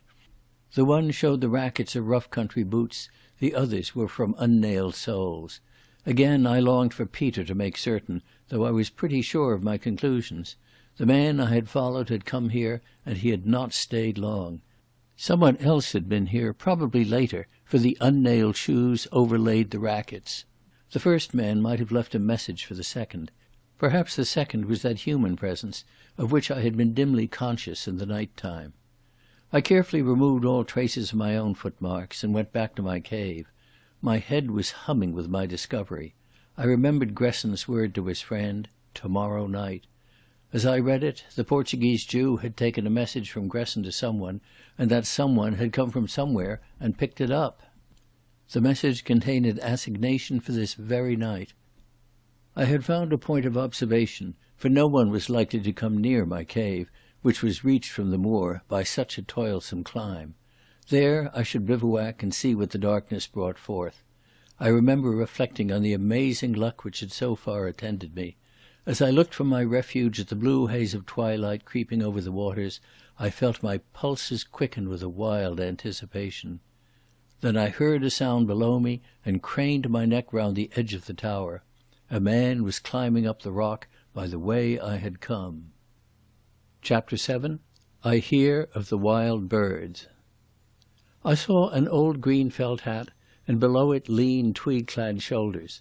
Then I saw a knapsack with a stick slung through it as the owner wriggled his way onto a shelf. Presently he turned his face upward to judge the remaining distance. It was the face of a young man, a face sallow and angular, but now a little flushed with the day's sun and the work of climbing. It was a face that I had first seen at Foss Manor. I felt suddenly sick and heartsore. I don't know why, but I had never really associated the intellectuals of Biggleswick with a business like this. None of them but Ivery, and he was different. They had been silly and priggish, but no more. I would have taken my oath on it. Yet here was one of them engaged in black treason against his native land. Something began to beat in my temples when I remembered that Mary and this man had been friends, that he had held her hand and called her by her Christian name. My first impulse was to wait till he got up and then pitch him down among the boulders and let his German accomplices puzzle over his broken neck. With difficulty I kept down that tide of fury. I had my duty to do, and to keep on terms with this man was part of it. I had to convince him that I was an accomplice, and that might not be easy. I leaned over the edge, and as he got to his feet on the ledge above the boiler plates, I whistled so that he turned his face to me. "Hello, Wake," I said. He started, stared for a second, and recognized me. He did not seem over-pleased to see me. "Brand," he said, "how did you get here?" He swung himself up beside me, straightened his back, and unbuckled his knapsack. "I thought this was my own private sanctuary, and that nobody knew it but me. Have you spotted the cave? It's the best bedroom in Skye." His tone was, as usual, rather acid. That little hammer was beating in my head. I longed to get my hands on his throat and choke the smug treason in him. But I kept my mind fixed on one purpose, to persuade him that I shared his secret and was on his side. His offhand self-possession seemed only the clever screen of the surprised conspirator who was hunting for a plan. We entered the cave and he flung his pack into a corner. "Last time I was here," he said, "I covered the floor with heather. We must get some more of it if we would sleep soft." In the twilight he was a dim figure, but he seemed a new man from the one I had last seen in the Moot Hall at Biggleswick. What a fool I had been to set him down as no more than a conceited flaneur. He went out to the shelf again and sniffed the fresh evening. There was a wonderful red sky in the west, but in the crevice the shades had fallen, and only the bright patches at either end told of the sunset. "Wake," I said, "you and I have to understand each other. I'm a friend of Ivery, and I know the meaning of this place. I discovered it by accident, but I want you to know that I'm heart and soul with you. You may trust me in tonight's job as if I were Ivery himself." He swung round and looked at me sharply. His eyes were hot again, as I remembered them at our first meeting. "What do you mean? How much do you know?" The hammer was going hard in my forehead, and I had to pull myself together to answer. "I know that at the end of this crack a message was left last night, and that someone came out of the sea and picked it up. That someone is coming again when darkness falls, and there will be another message." He had turned his head away. "You are talking nonsense. No submarine could land on this coast." I could see that he was trying me. "This morning," I said, "I swam in the deep water inlet below us. It is the most perfect submarine shelter in Britain." He still kept his face from me, looking the way he had come. For a moment he was silent, and then he spoke in the bitter, drawling voice which had annoyed me at Fosse Manor. "How do you reconcile this business with your principles, Mr. Brand? You were always a patriot, I remember, though you didn't see eye to eye with the government." It was not quite what I expected, and I was unready. I stammered in my reply. "It's because I am a patriot that I want peace. I think that I mean—" "Therefore you are willing to help the enemy to win?" "They have already won. I want that recognized and the end hurried on." I was getting my mind clearer and continued fluently. "The longer the war lasts, the worse this country is ruined. We must make the people realize the truth." But he swung round suddenly, his eyes blazing. "You blackguard!" he cried. "You damnable blackguard!" And he flung himself on me like a wildcat. I had got my answer. He did not believe me, he knew me for a spy, and he was determined to do me in. We were beyond finesse now, and back at the old barbaric game. It was his life or mine. The hammer beat furiously in my head as we closed, and a fierce satisfaction rose in my heart. He never had a chance, for though he was in good trim and had the light, wiry figure of the mountaineer, he hadn't a quarter of my muscular strength. Besides, he was wrongly placed, for he had the outside station. Had he been on the inside, he might have toppled me over the edge by his sudden assault. As it was, I grappled him and forced him to the ground, squeezing the breath out of his body in the process. I must have hurt him considerably, but he never gave a cry. With a good deal of trouble I lashed his hands behind his back with the belt of my waterproof, carried him inside the cave, and laid him in the dark end of it. Then I tied his feet with the strap of his own knapsack. I would have to gag him, but that could wait. I had still to contrive a plan of action for the night, for I did not know what part he had been meant to play in it. He might be the messenger instead of the Portuguese Jew, in which case he would have papers about his person. If he knew of the cave, others might have the same knowledge, and I had better shift him before they came. I looked at my wristwatch, and the luminous dial showed me that the hour was 9:30. Then I noticed that the bundle in the corner was sobbing. It was a horrid sound, and it worried me. I had a little pocket electric torch, and I flashed it on Wake's face. If he was crying, it was with dry eyes. "What are you going to do with me?" he asked. "That depends," I said grimly. "Well, I'm ready. I may be a poor creature, but I'm damned if I'm afraid of you or anything like you." That was a brave thing to say, for it was a lie. His teeth were chattering. "I'm ready for a deal," I said. "You won't get it," was his answer. "Cut my throat if you mean to, but for God's sake don't insult me. I choke when I think about you. You come to us and we welcome you, and receive you in our houses, and tell you our inmost thoughts, and all the time you're a bloody traitor.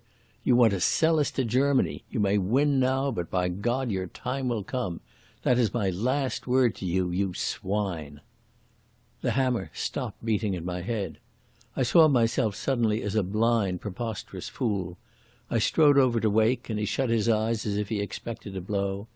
Instead, I unbuckled the straps which held his legs and arms. "Wake, old fellow," I said. "I'm the worst kind of idiot. I'll eat all the dirt you want. I'll give you leave to knock me black and blue, and I won't lift a hand. But not now. Now we've another job on hand. Man, we're on the same side, and I never knew it. It's too bad a case for apologies, but if it's any consolation to you, I feel the lowest dog in Europe at this moment." He was sitting up, rubbing his bruised shoulders. "What do you mean?" he asked hoarsely. "I mean that you and I are allies. My name's not Brand. I'm a soldier, a general if you want to know. I went to Biggleswick under orders, and I came chasing up here on the same job. Ivery's the biggest German agent in Britain, and I'm after him. I've struck his communication lines, and this very night, please God, we'll get the last clue to the riddle. Do you hear? We're in this business together, and you've got to lend a hand." I told him briefly the story of Gresson, and how I had tracked his man here. As I talked we ate our supper, and I wish I could have watched Wake's face. He asked questions, for he wasn't convinced in a hurry. I think it was my mention of Mary Lamington that did the trick. I don't know why, but that seemed to satisfy him. But he wasn't going to give himself away. "You may count on me," he said, "for this is black, blackguardly treason. But you know my politics, and I don't change them for this. I'm more against your accursed war than ever, now that I know what war involves." "Right-o," I said. "I'm a pacifist myself. You won't get any heroics about war from me. I'm all for peace, but we've got to down those devils first." It wasn't safe for either of us to stick in that cave, so we cleared away the marks of our occupation and hid our packs in a deep crevice on the rock. Wake announced his intention of climbing the tower while there was still a faint afterglow of light. "It's broad on the top, and I can keep a watch out to see if any light shows. I've been up it before. I found the way 2 years ago. No, I won't fall asleep and tumble off. I slept most of the afternoon on the top of Sgurr Vich, and I'm as wakeful as a bat now." I watched him shin up the face of the tower, and admired greatly the speed and neatness with which he climbed. Then I followed the crevice southward to the hollow just below the platform where I had found the footmarks. There was a big boulder there, which partly shut off the view of it from the direction of our cave. The place was perfect for my purpose, for between the boulder and the wall of the tower was a narrow gap, through which I could hear all that passed on the platform. I found a stance where I could rest in comfort and keep an eye through the crack on what happened beyond. There was still a faint light on the platform, but soon that disappeared, and black darkness settled down on the hills. It was the dark of the moon, and, as happened the night before, a thin wrack blew over the sky, hiding the stars. The place was very still, though now and then would come the cry of a bird from the crags that beetled above me, and from the shore the pipe of a tern or oyster-catcher. An owl hooted from somewhere up on the tower. That I recognized was Wake, so I hooted back and was answered. I unbuckled my wrist-watch and pocketed it, lest its luminous dial should betray me, and I noticed that the hour was close on 11. I had already removed my shoes, and my jacket was buttoned at the collar so as to show no shirt. I did not think that the coming visitor would trouble to explore the crevice beyond the platform, but I wanted to be prepared for emergencies. Then followed an hour of waiting. I felt wonderfully cheered and exhilarated, for Wake had restored my confidence in human nature. In that eerie place we were wrapped round with mystery like a fog. Some unknown figure was coming out of the sea, the emissary of that power we had been at grips with for 3 years. It was as if the war had just made contact with our own shores, and never, not even when I was alone in the South German forest, had I felt so much the sport of whimsical fate. I only wished Peter could have been with me. And so my thoughts fled to Peter and his prison camp, and I longed for another sight of my old friend, as a girl longs for her lover. Then I heard the hoot of an owl, and presently the sound of careful steps fell on my ear. I could see nothing, but I guessed it was the Portuguese Jew, for I could hear the grinding of heavily nailed boots on the gritty rock. The figure was very quiet. It appeared to be sitting down, and then it rose and fumbled with the wall of that tower just beyond the boulder behind which I sheltered. It seemed to move a stone and to replace it. After that came silence, and then once more the hoot of an owl. There were steps on the rock staircase, the steps of a man who did not know the road well and stumbled a little. Also they were the steps of one without nails in his boots. They reached the platform and someone spoke. It was the Portuguese Jew, and he spoke in good German. "Die Vögelein schweigen im Walde," he said. The answer came from a clear, authoritative voice. "Warte nur, balde ruhest du auch." Clearly some kind of password, for sane men don't talk about little birds in that kind of situation. It sounded to me like indifferent poetry. Then followed a conversation in low tones, of which I only caught odd phrases. I heard two names, Chelius and what sounded like a Dutch word, Bommerts. Then to my joy I caught Elfenbein, and when uttered it seemed to be followed by a laugh. I heard too a phrase several times repeated, which seemed to me pure gibberish. Die Stubenvögel verstehen. It was spoken by the man from the sea. And then the word Wildvögel. The pair seemed demented about birds. For a second an electric torch was flashed in the shelter of the rock, and I could see a tanned, bearded face looking at some papers. The light disappeared, and again the Portuguese Jew was fumbling with the stones at the base of the tower. To my joy he was close to my crack, and I could hear every word. "You cannot come here very often," he said, "and it may be hard to arrange a meeting. See, therefore, the place I have made to put the Vögelfutter. When I get a chance I will come here, and you will come also when you are able. Often there will be nothing, but sometimes there will be much." My luck was clearly in, and my exultation made me careless. A stone on which a foot rested slipped, and though I checked myself at once, the confounded thing rolled down into the hollow, making a great clatter. I plastered myself in the embrasure of the rock, and waited with a beating heart. The place was pitch dark, but they had an electric torch, and if they once flashed it on me I was gone. I heard them leave the platform and climb down into the hollow. There they stood listening while I held my breath. Then I heard, "Nix, mein Freund," and the two went back, the naval officer's boots slipping on the gravel. They did not leave the platform together. The man from the sea bade a short farewell to the Portuguese Jew, listening, I thought, impatiently to his final message, as if eager to be gone. It was a good half-hour before the latter took himself off, and I heard the sound of his nailed boots die away as he reached the heather of the moor. I waited a little longer and then crawled back to the cave. The owl hooted, and presently Wake descended lightly beside me. He must have known every foothold and handhold by heart to do the job in that inky blackness. I remember that he asked no question of me, but he used language rare on the lips of conscientious objectors about the men who had lately been in the crevice. We, who 4 hours earlier had been at death grips, now curled up on the hard floor like two tired dogs and fell sound asleep. I woke to find Wake in a thundering bad temper. The thing he remembered most about the night before was our scrap and the gross way I had insulted him. I didn't blame him, for if any man had taken me for a German spy, I would have been out for his blood, and it was no good explaining that he had given me grounds for suspicion. He was as touchy about his blessed principles as an old maid about her age. I was feeling rather extra buckish myself, and that didn't improve matters. His face was like a gargoyle as we went down to the beach to bathe, so I held my tongue. He was chewing the cud of his wounded pride. But the salt water cleared out the dregs of his distemper. You couldn't be peevish swimming in that jolly shining sea. We raced each other away beyond the inlet to the outer water, which a brisk morning breeze was curling, then back to a promontory of heather, where the first beams of the sun coming over the Coolin dried our skins. He sat hunched up staring at the mountains, while I prospected the rocks at the edge. Out in the Minch 2 destroyers were hurrying southward, and I wondered where in that waste of blue was the craft which had come here in the night watches.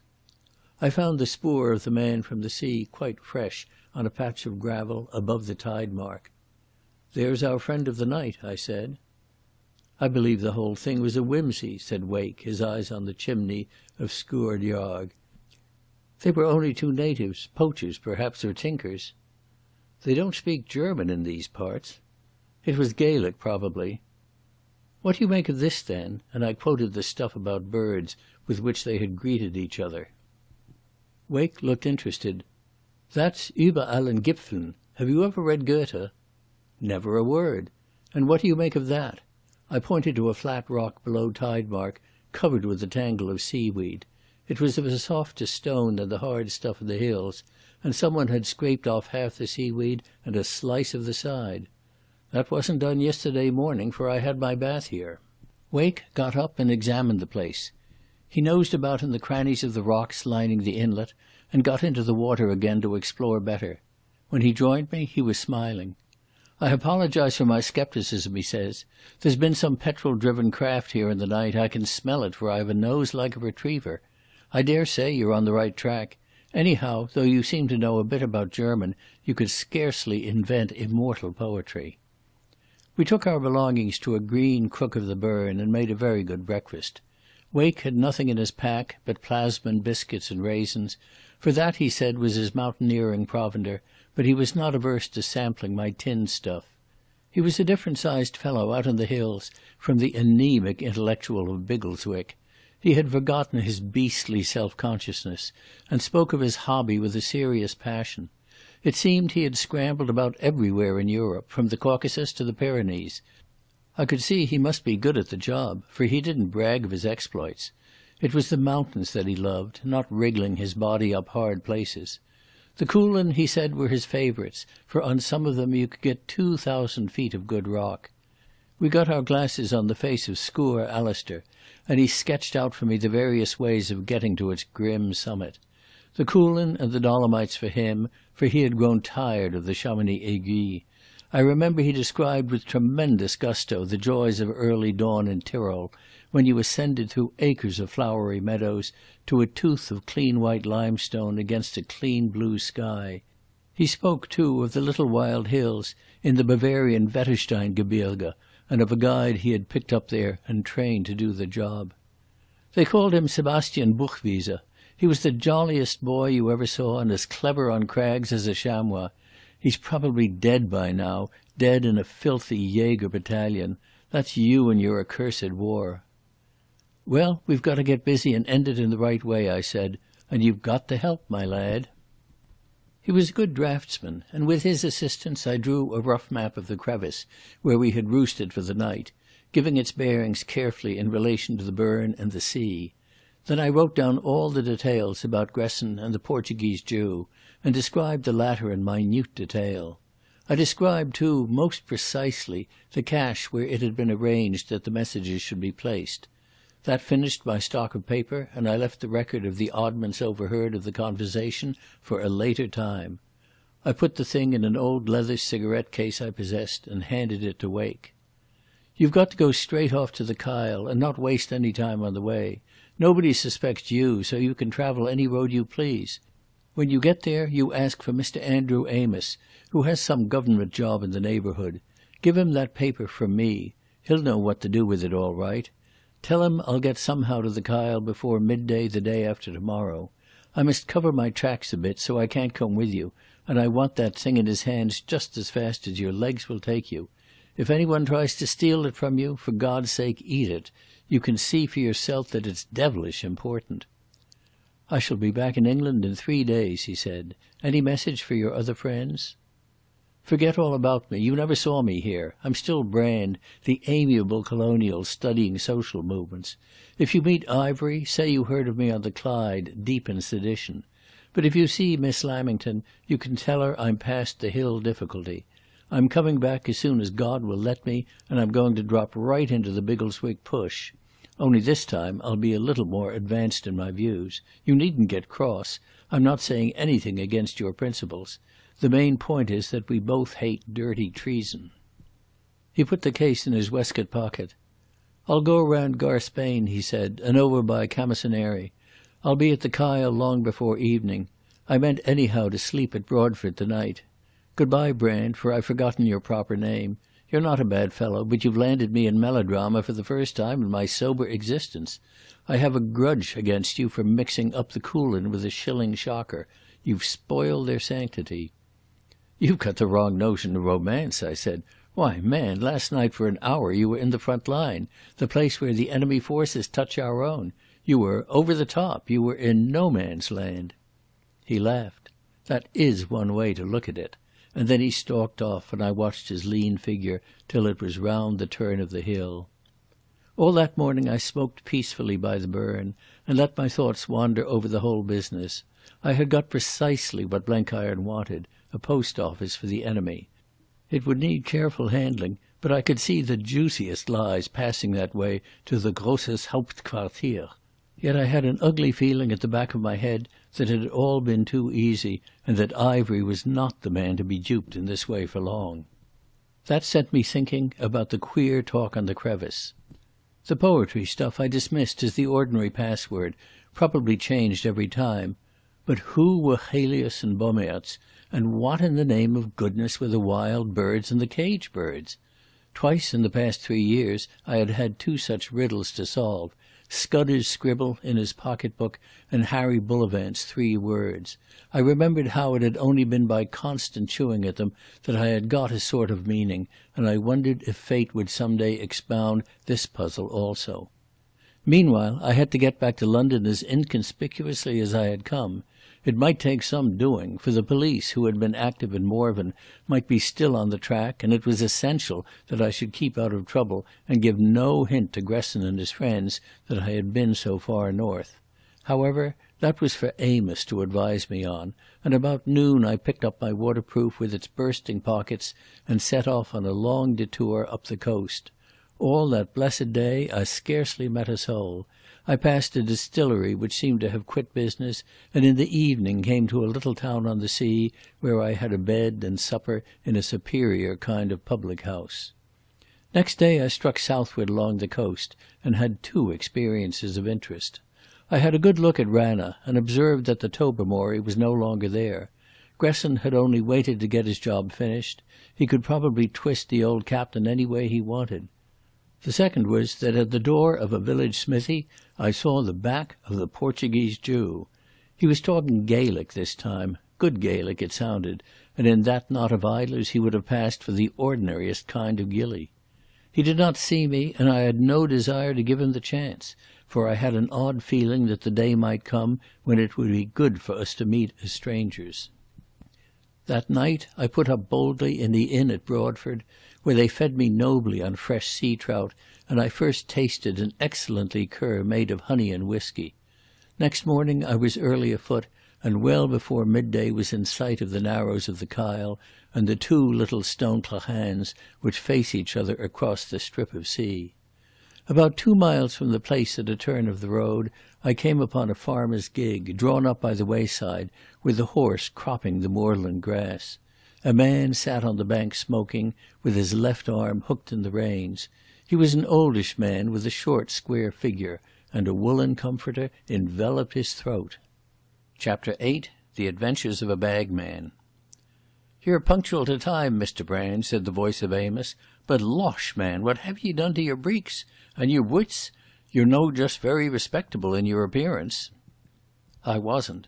The confounded rocks of the Coolin had left their mark on my shoes, which moreover had not been cleaned for a week, and the same hills had rent my jacket at the shoulders and torn my trousers above the right knee and stained every part of my apparel with peat and lichen. I cast myself on the bank beside Amos and lit my pipe. "Did you get my message?" I asked. "Aye. It's gone by a sure hand to the destination we ken of. Ye've managed well, Mr. Brand, but I wish ye were back in London." He sucked at his pipe, and the shaggy brows were pulled so low as to hide the wary eyes. Then he proceeded to think aloud. "You canna go back by Mallaig. I don't just understand why, but they're looking for you down that line. It's a vexatious business when your friends, meaning the police, are doing their best to upset your plans, and you no able to enlighten them. I could send word to the chief constable and get ye through to London without a stop like a load of fish from Aberdeen, but that would be spoiling the fine character you've been at such pains to construct. Na, ye maun take the risk and travel by Muirtown without any credentials." "It can't be a very big risk," I interpolated. "I'm no so sure. Gresson's left the Tobermory. He went by here yesterday on the Mallaig boat, and there was a wee black-avised man with him that got out at Kyle. He's there still, stopping at the hotel. They call him Linklater, and he travels in whisky. I don't like the looks of him." "But Gresson does not suspect me?" "Maybe no, but you wouldna like him to see you hereaways. You gentry don't leave muckle to chance. be very certain that every man in Gresson's lot kens all about ye, and has your description down to the mole on your chin." "Then they've got it wrong," I replied. "I was speaking figuratively," said Amos. "I was considering your case the feck of yesterday, and I brought the best I could do for ye in the gig. I wish ye were more respectable clad, but a good topcoat will hide deficiencies." From behind the gig seat he pulled out an ancient Gladstone bag and revealed its contents. There was a bowler of a vulgar and antiquated style. There was a ready-made overcoat of some dark cloth, of the kind that a clerk wears on the road to the office. There was a pair of detachable celluloid cuffs, and there was a linen collie and dicky.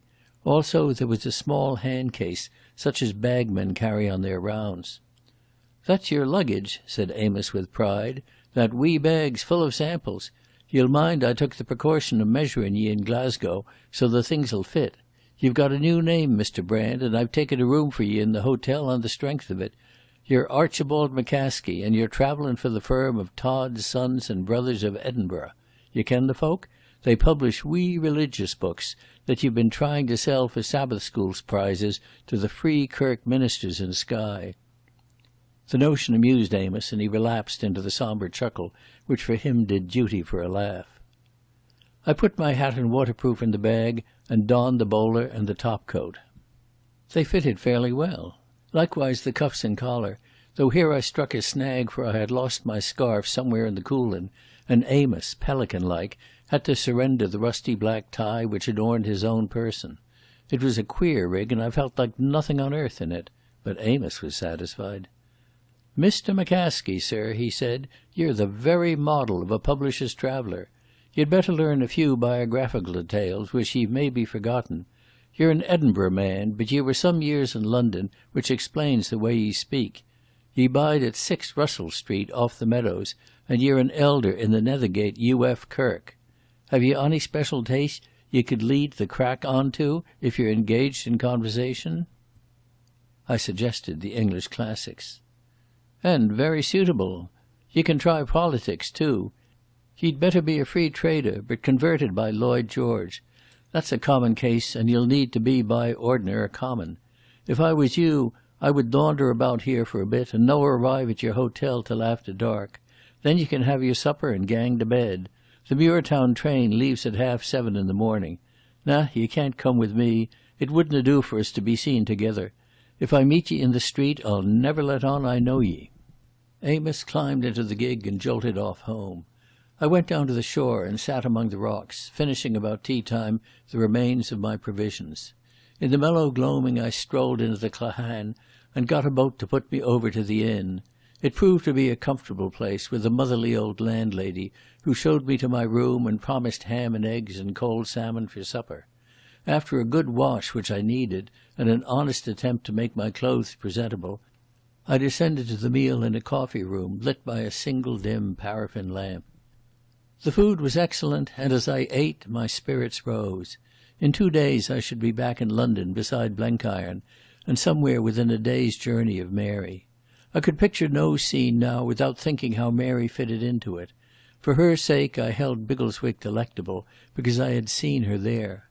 I wasn't sure if this was love, but it was something I had never dreamed of before, something which I now hugged the thought of. It made the whole earth rosy and golden for me, and life so well worth living that I felt like a miser towards the days to come. I had about finished supper when I was joined by another guest. Seen in the light of that infamous lamp, he seemed a small, alert fellow with a bushy black moustache and black hair parted in the middle. He had fed already and appeared to be hungering for human society. In 3 minutes he had told me that he had come down from Portree and was on his way to Leith. A minute later he had whipped out a card on which I read J. Linklater, and in the corner the name of Hatherwick Brothers. His accent betrayed that he hailed from the west. "I've been up among the distilleries," he informed me. "It's a poor business distilling in these times, with the teetotallers yowling about the nation's shame and the way to lose the war. I'm a temperate man myself, but I would think shame to spile decent folks' business. If the government want to stop the drink, let them buy us out. They've permitted us to invest good money in the trade, and they must see that we get it back. The other way will wreck public credit. That's what I say. Supposing some Labour government takes the notion that soap's bad for the nation, are they going to shut up port sunlight, or good clothes, or lum hats? There's no end to their daftness if they once start on that track. A lawful trade's a lawful trade, says I, and it's contrary to public policy to pit it at the mercy of wheen cranks. Do you agree, sir? By the way, I haven't got your name." I told him, and he rambled on. "We're blenders and do a very high-class business, mostly foreign. The war's hit us with our export trade, of course, but we're no as bad as some. What's your line, Mr. McCaskey?" When he heard, he was keenly interested. "Do you say so? You're from Todd's? Man, I was in the book business myself, till I changed it for something a wee bit more lucrative. I was on the road for 3 years for Andrew Matheson. You ken the name, Paternoster Row? I've forgotten the number. I had a kind of ambition to start a bookselling shop of my own and to make Linklater of Paisley a big name in the trade. But I got the offer from Hatherwick's, and I was wanting to get married, so filthy lucre won the day. And I'm no sorry I changed. If it hadn't have been for this war, I would have been making 4 figures of my salary and commissions. My pipe's out. Have you one of those rare and valuable curiosities called a spunk, Mr. McCaskey?" He was a merry little grig of a man, and he babbled on, till I announced my intention of going to bed. If this was Amos's bagman, who had been seen in company with Gresson, I understood how idle may be the suspicions of a clever man. He had probably foregathered with Gresson on the Skye boat, and wearied that saturnine soul with his cackle. I was up betimes, paid my bill, ate a breakfast of porridge and fresh haddock, and walked the few hundred yards to the station. It was a warm, thick morning with no sun visible, and the Skye hills misty to their base. The 3 coaches on the little train were nearly filled when I had bought my ticket, and I selected a 3rd-class smoking carriage which held 4 soldiers returning from leave.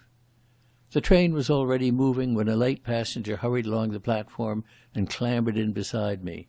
A cheery "Mornin', Mr. McCaskey," revealed my fellow guest at the hotel. We jolted away from the coast, up a broad glen, and then on to a wide expanse of bog with big hills showing towards the north. It was a drowsy day, and in that atmosphere of shag and crowded humanity I felt my eyes closing. I had a short nap and woke to find that Mr. Linklater had changed his seat and was now beside me. "We'll no get a Scotsman till Muirtown," he said. "Have you nothing in your samples you could give me to read?" I had forgotten about the samples. I opened the case and found the oddest collection of little books, all in gay bindings. Some were religious, with names like Dew of Hermon and Cool Siloam. Some were innocent narratives, How Tommy Saved His Pennies, A Missionary Child in China, and Little Susie and Her Uncle. There was a Life of David Livingstone, a child's book on seashells, and a richly gilt edition of the poems of one James Montgomery. I offered the selection to Mr. Linklater, who grinned and chose the Missionary Child. "It's not the reading I'm accustomed to," he said. "I like strong meat, Hall Caine and Jack London. By the way, how do you square this business of yours with the booksellers? When I was in Matheson's there would have been trouble if we had dealt direct with the public like you." The confounded fellow started to talk about the details of the book trade, of which I knew nothing. He wanted to know on what terms we sold juveniles, and what discount we gave the big wholesalers, and what class of book we put out on sale.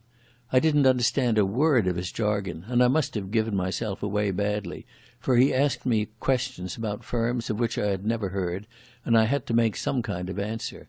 I told myself that the donkey was harmless, and that his opinion of me mattered nothing, but as soon as I decently could I pretended to be absorbed in the Pilgrim's Progress, a gaudy copy of which was among the samples. It opened at the episode of Christian and Hopeful in the Enchanted Ground, and in that stuffy carriage I presently followed the example of Heedless and Too Bold and fell sound asleep. I was awakened by the train rumbling over the points of a little moorland junction. Sunk in a pleasing lethargy, I sat with my eyes closed, and then covertly took a glance at my companion. He had abandoned the Missionary Child, and was reading a little dun-coloured book and marking passages with a pencil. His face was absorbed, and it was a new face, not the vacant, good-humoured look of the garrulous bagman, but something shrewd, purposeful, and formidable. I remained hunched up as if still sleeping, and tried to see what the book was. But my eyes, good as they are, could make nothing out of the text or title, except that I had a very strong impression that that book was not written in the English tongue. I woke abruptly and leaned over to him. Quick as lightning, he slid his pencil up his sleeve and turned on me with a fatuous smile. "What do you make of this, Mr. McCaskey? It's a wee book I picked up at a roup along with 50 others. I paid 5 shillings for the lot. It looks like German, but in my young days they didn't teach us foreign languages." I took the thing and turned over the pages, trying to keep any sign of intelligence out of my face. It was German right enough, a little manual of hydrography with no publisher's name on it. It had the look of the kind of textbook a government department might issue to its officials. I handed it back. "It's either German or Dutch. I'm not much of a scholar, barring a little French and the Latin I got at Heriot's Hospital." "This is an awful slow train, Mr. Linklater." The soldiers were playing nap, and the bagman proposed a game of cards. I remembered in time that I was an elder in the Nethergate U.F. Church, and refused with some asperity. After that I shut my eyes again, for I wanted to think out this new phenomenon. The fellow knew German, that was clear. He'd also been seen in Gresson's company. I didn't believe he suspected me, though I suspected him profoundly. It was my business to keep strictly to my part, and give him no cause to doubt me.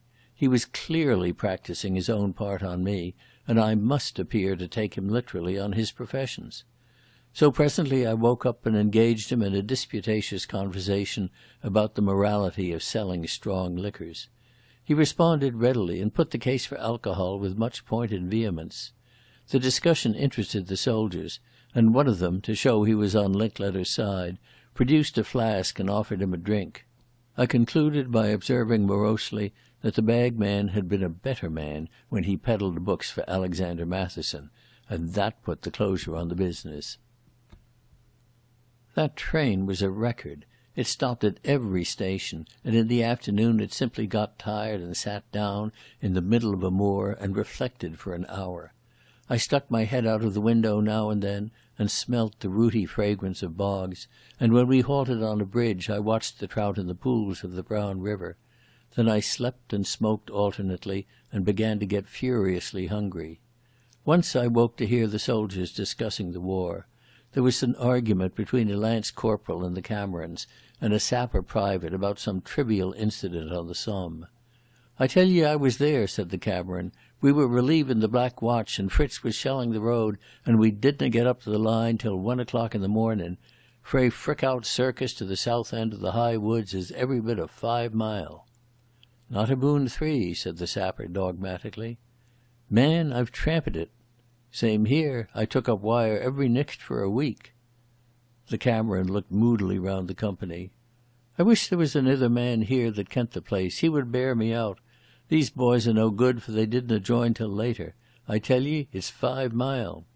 "3, said the sapper. Tempers were rising, for each of the disputants felt his veracity assailed.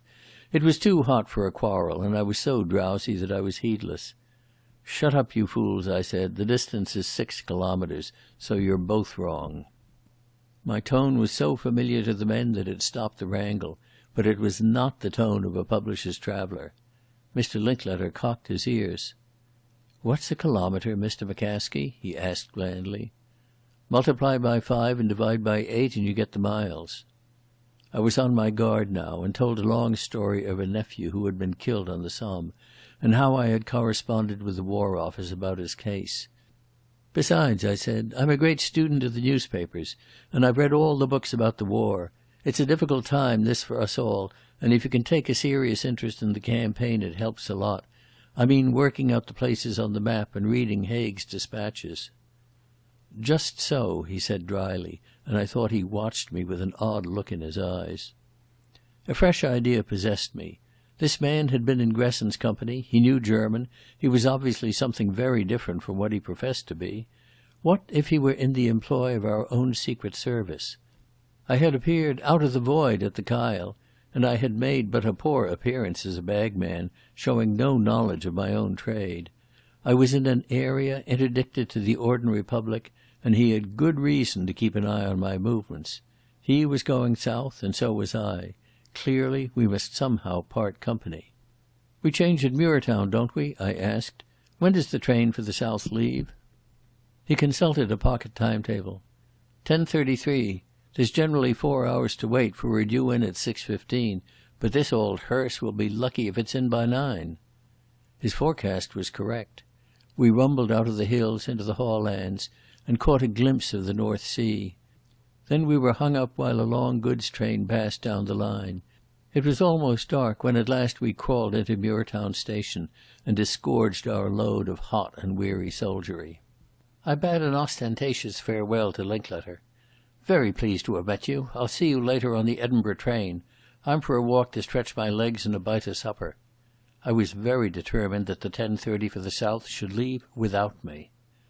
My notion was to get a bed and a meal in some secluded inn, and walk out next morning and pick up a slow train down the line.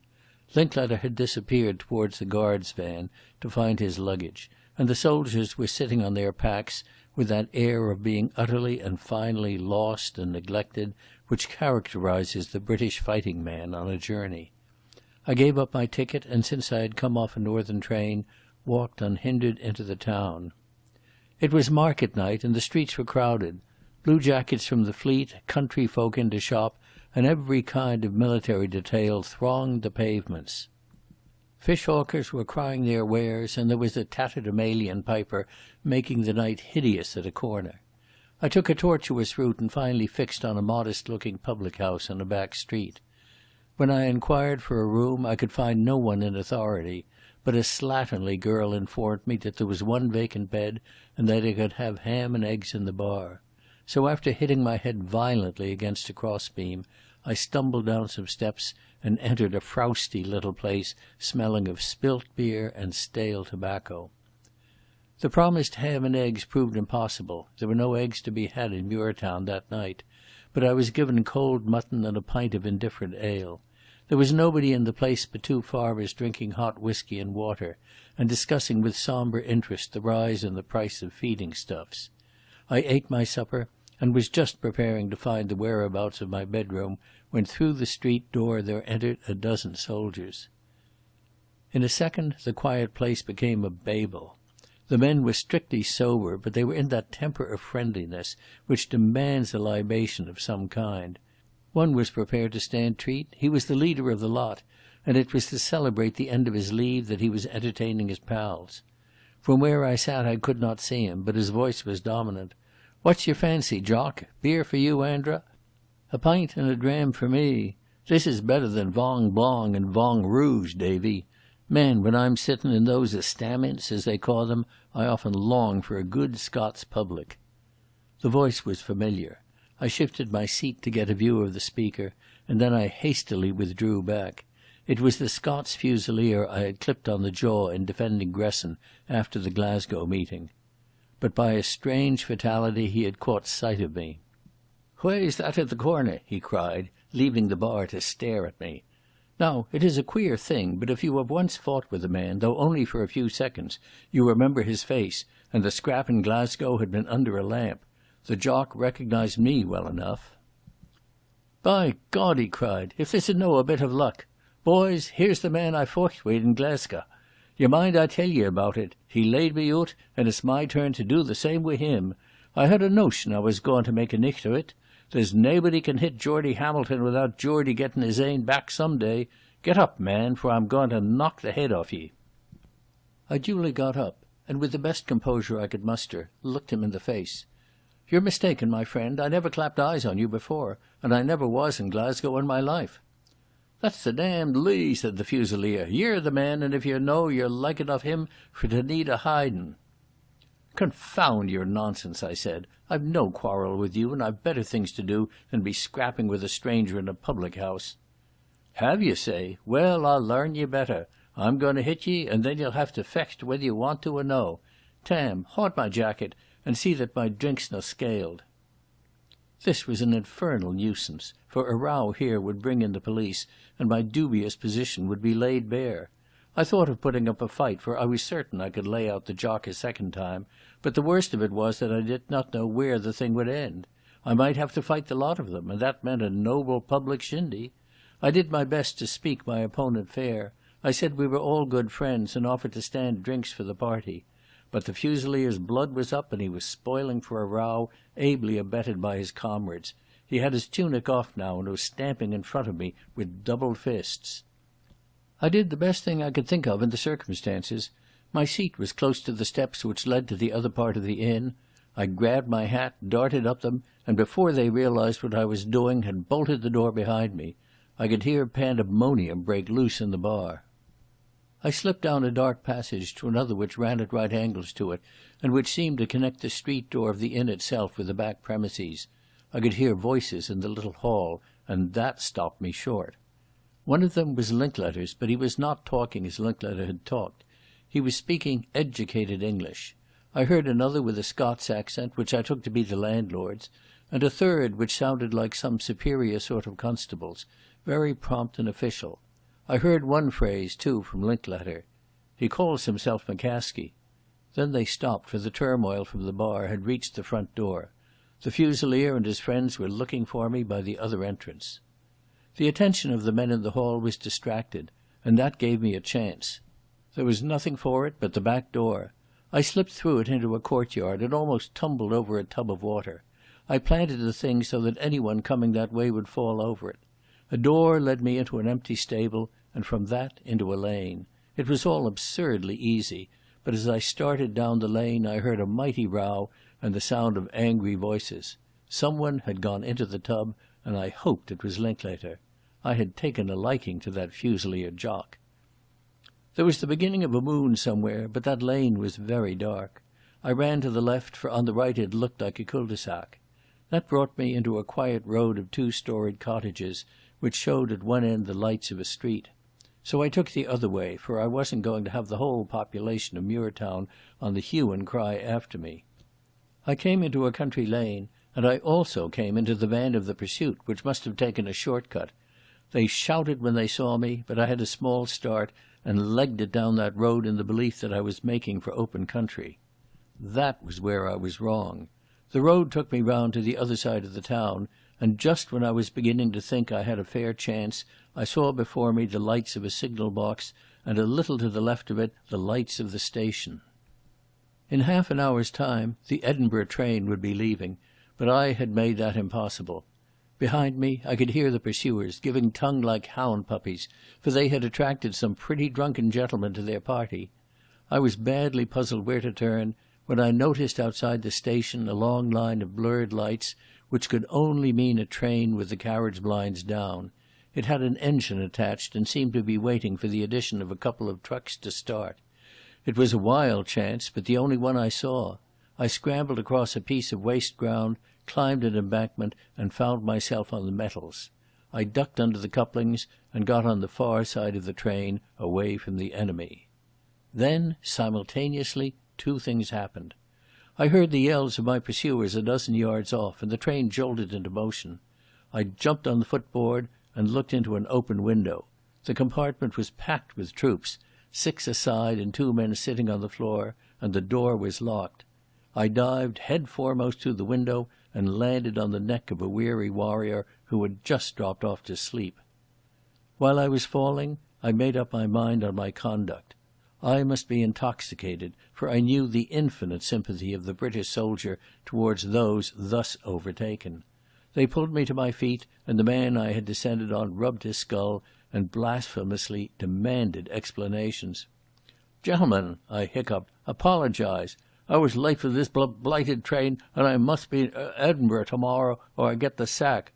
I apologize for it. If I've hurt my friend's head, I'll kiss it and make it well." At this there was a great laugh. "Ye'd better accept, Pete," said one. "It's the first time anybody ever offered to kiss your ugly head." A man asked me who I was, and I appeared to be searching for a card case. "Lost," I groaned. "Lost, and so's my wee bag. I've bashed my poor hat. I'm an awful sight, gentlemen, an awful warning to be in time for trains. I'm John Johnston, managing clerk to Messrs. Waters, Brown and Elphinstone, 923 Charles Street, Edinburgh. I've been up north seeing my mamma." "You should be in France," said one man. "Wished I was, but they wouldn't let me. Mr. Johnston," they said, "you're no damn good. Ye've varicose veins and a bad heart," they said. So I says, "Good morning, gentlemen. Don't blame me if the country's ruined." That's what I said. I had by this time occupied the only remaining space left on the floor. With the philosophy of their race, the men had accepted my presence and were turning again to their own talk. The train had got up speed, and as I judged it to be a special of some kind, I looked for few stoppings. Moreover, it was not a corridor carriage, but one of the old-fashioned kind, so I was safe for a time from the unwelcome attention of conductors. I stretched my legs below the seat, rested my head against the knees of a brawny gunner, and settled down to make the best of it. My reflections were not pleasant. I had got down too far below the surface, and had the naked feeling you get in a dream when you think you have gone to the theatre in your nightgown. I had had 3 names in 2 days, and as many characters. I felt as if I had no home or position anywhere, and was only a stray dog with everybody's hand and foot against me. It was an ugly sensation, and it was not redeemed by any acute fear or any knowledge of being mixed up in some desperate drama. I knew I could easily go on to Edinburgh, and when the police made trouble, as they would, a wire to Scotland Yard would settle matters in a couple of hours. There wasn't a suspicion of bodily danger to restore my dignity. The worst that could happen would be that Ivery would hear of my being befriended by the authorities, and the part I had settled to play would be impossible. He would certainly hear. I had the greatest respect for his intelligence service. Yet that was bad enough. So far I had done well. I had put Gresson off the scent. I had found out what Bullivant wanted to know, and I had only to return unostentatiously to London to have won out on the game. I told myself all that, but it didn't cheer my spirits. I was feeling mean and hunted and very cold about the feet. But I have a tough knuckle of obstinacy in me which makes me unwilling to give up a thing till I am fairly choked off it. The chances were badly against me. The Scottish police were actively interested in my movements and would be ready to welcome me at my journey's end. I had ruined my hat, and my clothes, as Amos had observed, were not respectable. I had got rid of a 4 days' beard the night before, but had cut myself in the process, and what with my weather-beaten face and tangled hair, looked liker a tinker than a decent bagman. I thought with longing of my portmanteau in the Pentland Hotel, Edinburgh, and the neat blue serge suit, and the clean linen that reposed in it. It was no case for a subtle game, for I held no cards. Still, I was determined not to chuck in my hand till I was forced to.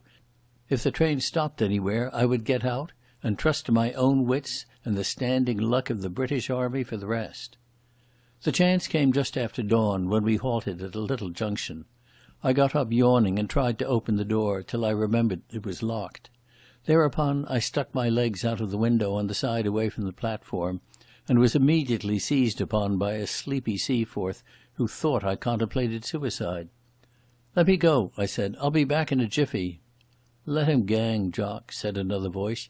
"You ken what a man's like when he's been on the bash. The cold air'll sober him." I was released, and after some gymnastics dropped on the metals and made my way round the rear of the train. As I clambered on the platform it began to move, and a face looked out of one of the back carriages. It was Linklater, and he recognized me. He tried to get out, but the door was promptly slammed by an indignant porter. I heard him protest, and he kept his head out till the train went round the curve. That cooked my goose all right. He would wire the police from the next station. Meantime, in that clean, bare, chilly place, there was only one traveller. He was a slim young man with a kit bag and a gun case. His clothes were beautiful, a green Homburg hat, a smart green tweed overcoat, and boots as brightly polished as a horse chestnut. I caught his profile as he gave up his ticket, and to my amazement I recognized it. The station master looked askance at me as I presented myself, dilapidated and dishevelled, to the official gaze. I tried to speak in a tone of authority. "Who is the man who has just gone out?" "Where's your ticket?" "I had no time to get one at Muirtown, and as you see I have left my luggage behind me. Take it out of that pound and I'll come back for the change. I want to know if that was Sir Archibald Roylance." He looked suspiciously at the note. "I think that's the name. He's a captain up at the Fleeing School. What was ye wanted with him?" I charged through the booking office and found my man about to enter a big grey motor car. "Archie!" I cried, and beat him on the shoulders. He turned round sharply. "What the devil? Who are you?" And then recognition crept into his face and he gave a joyous shout. "My holy aunt! The General disguised as Charlie Chaplin!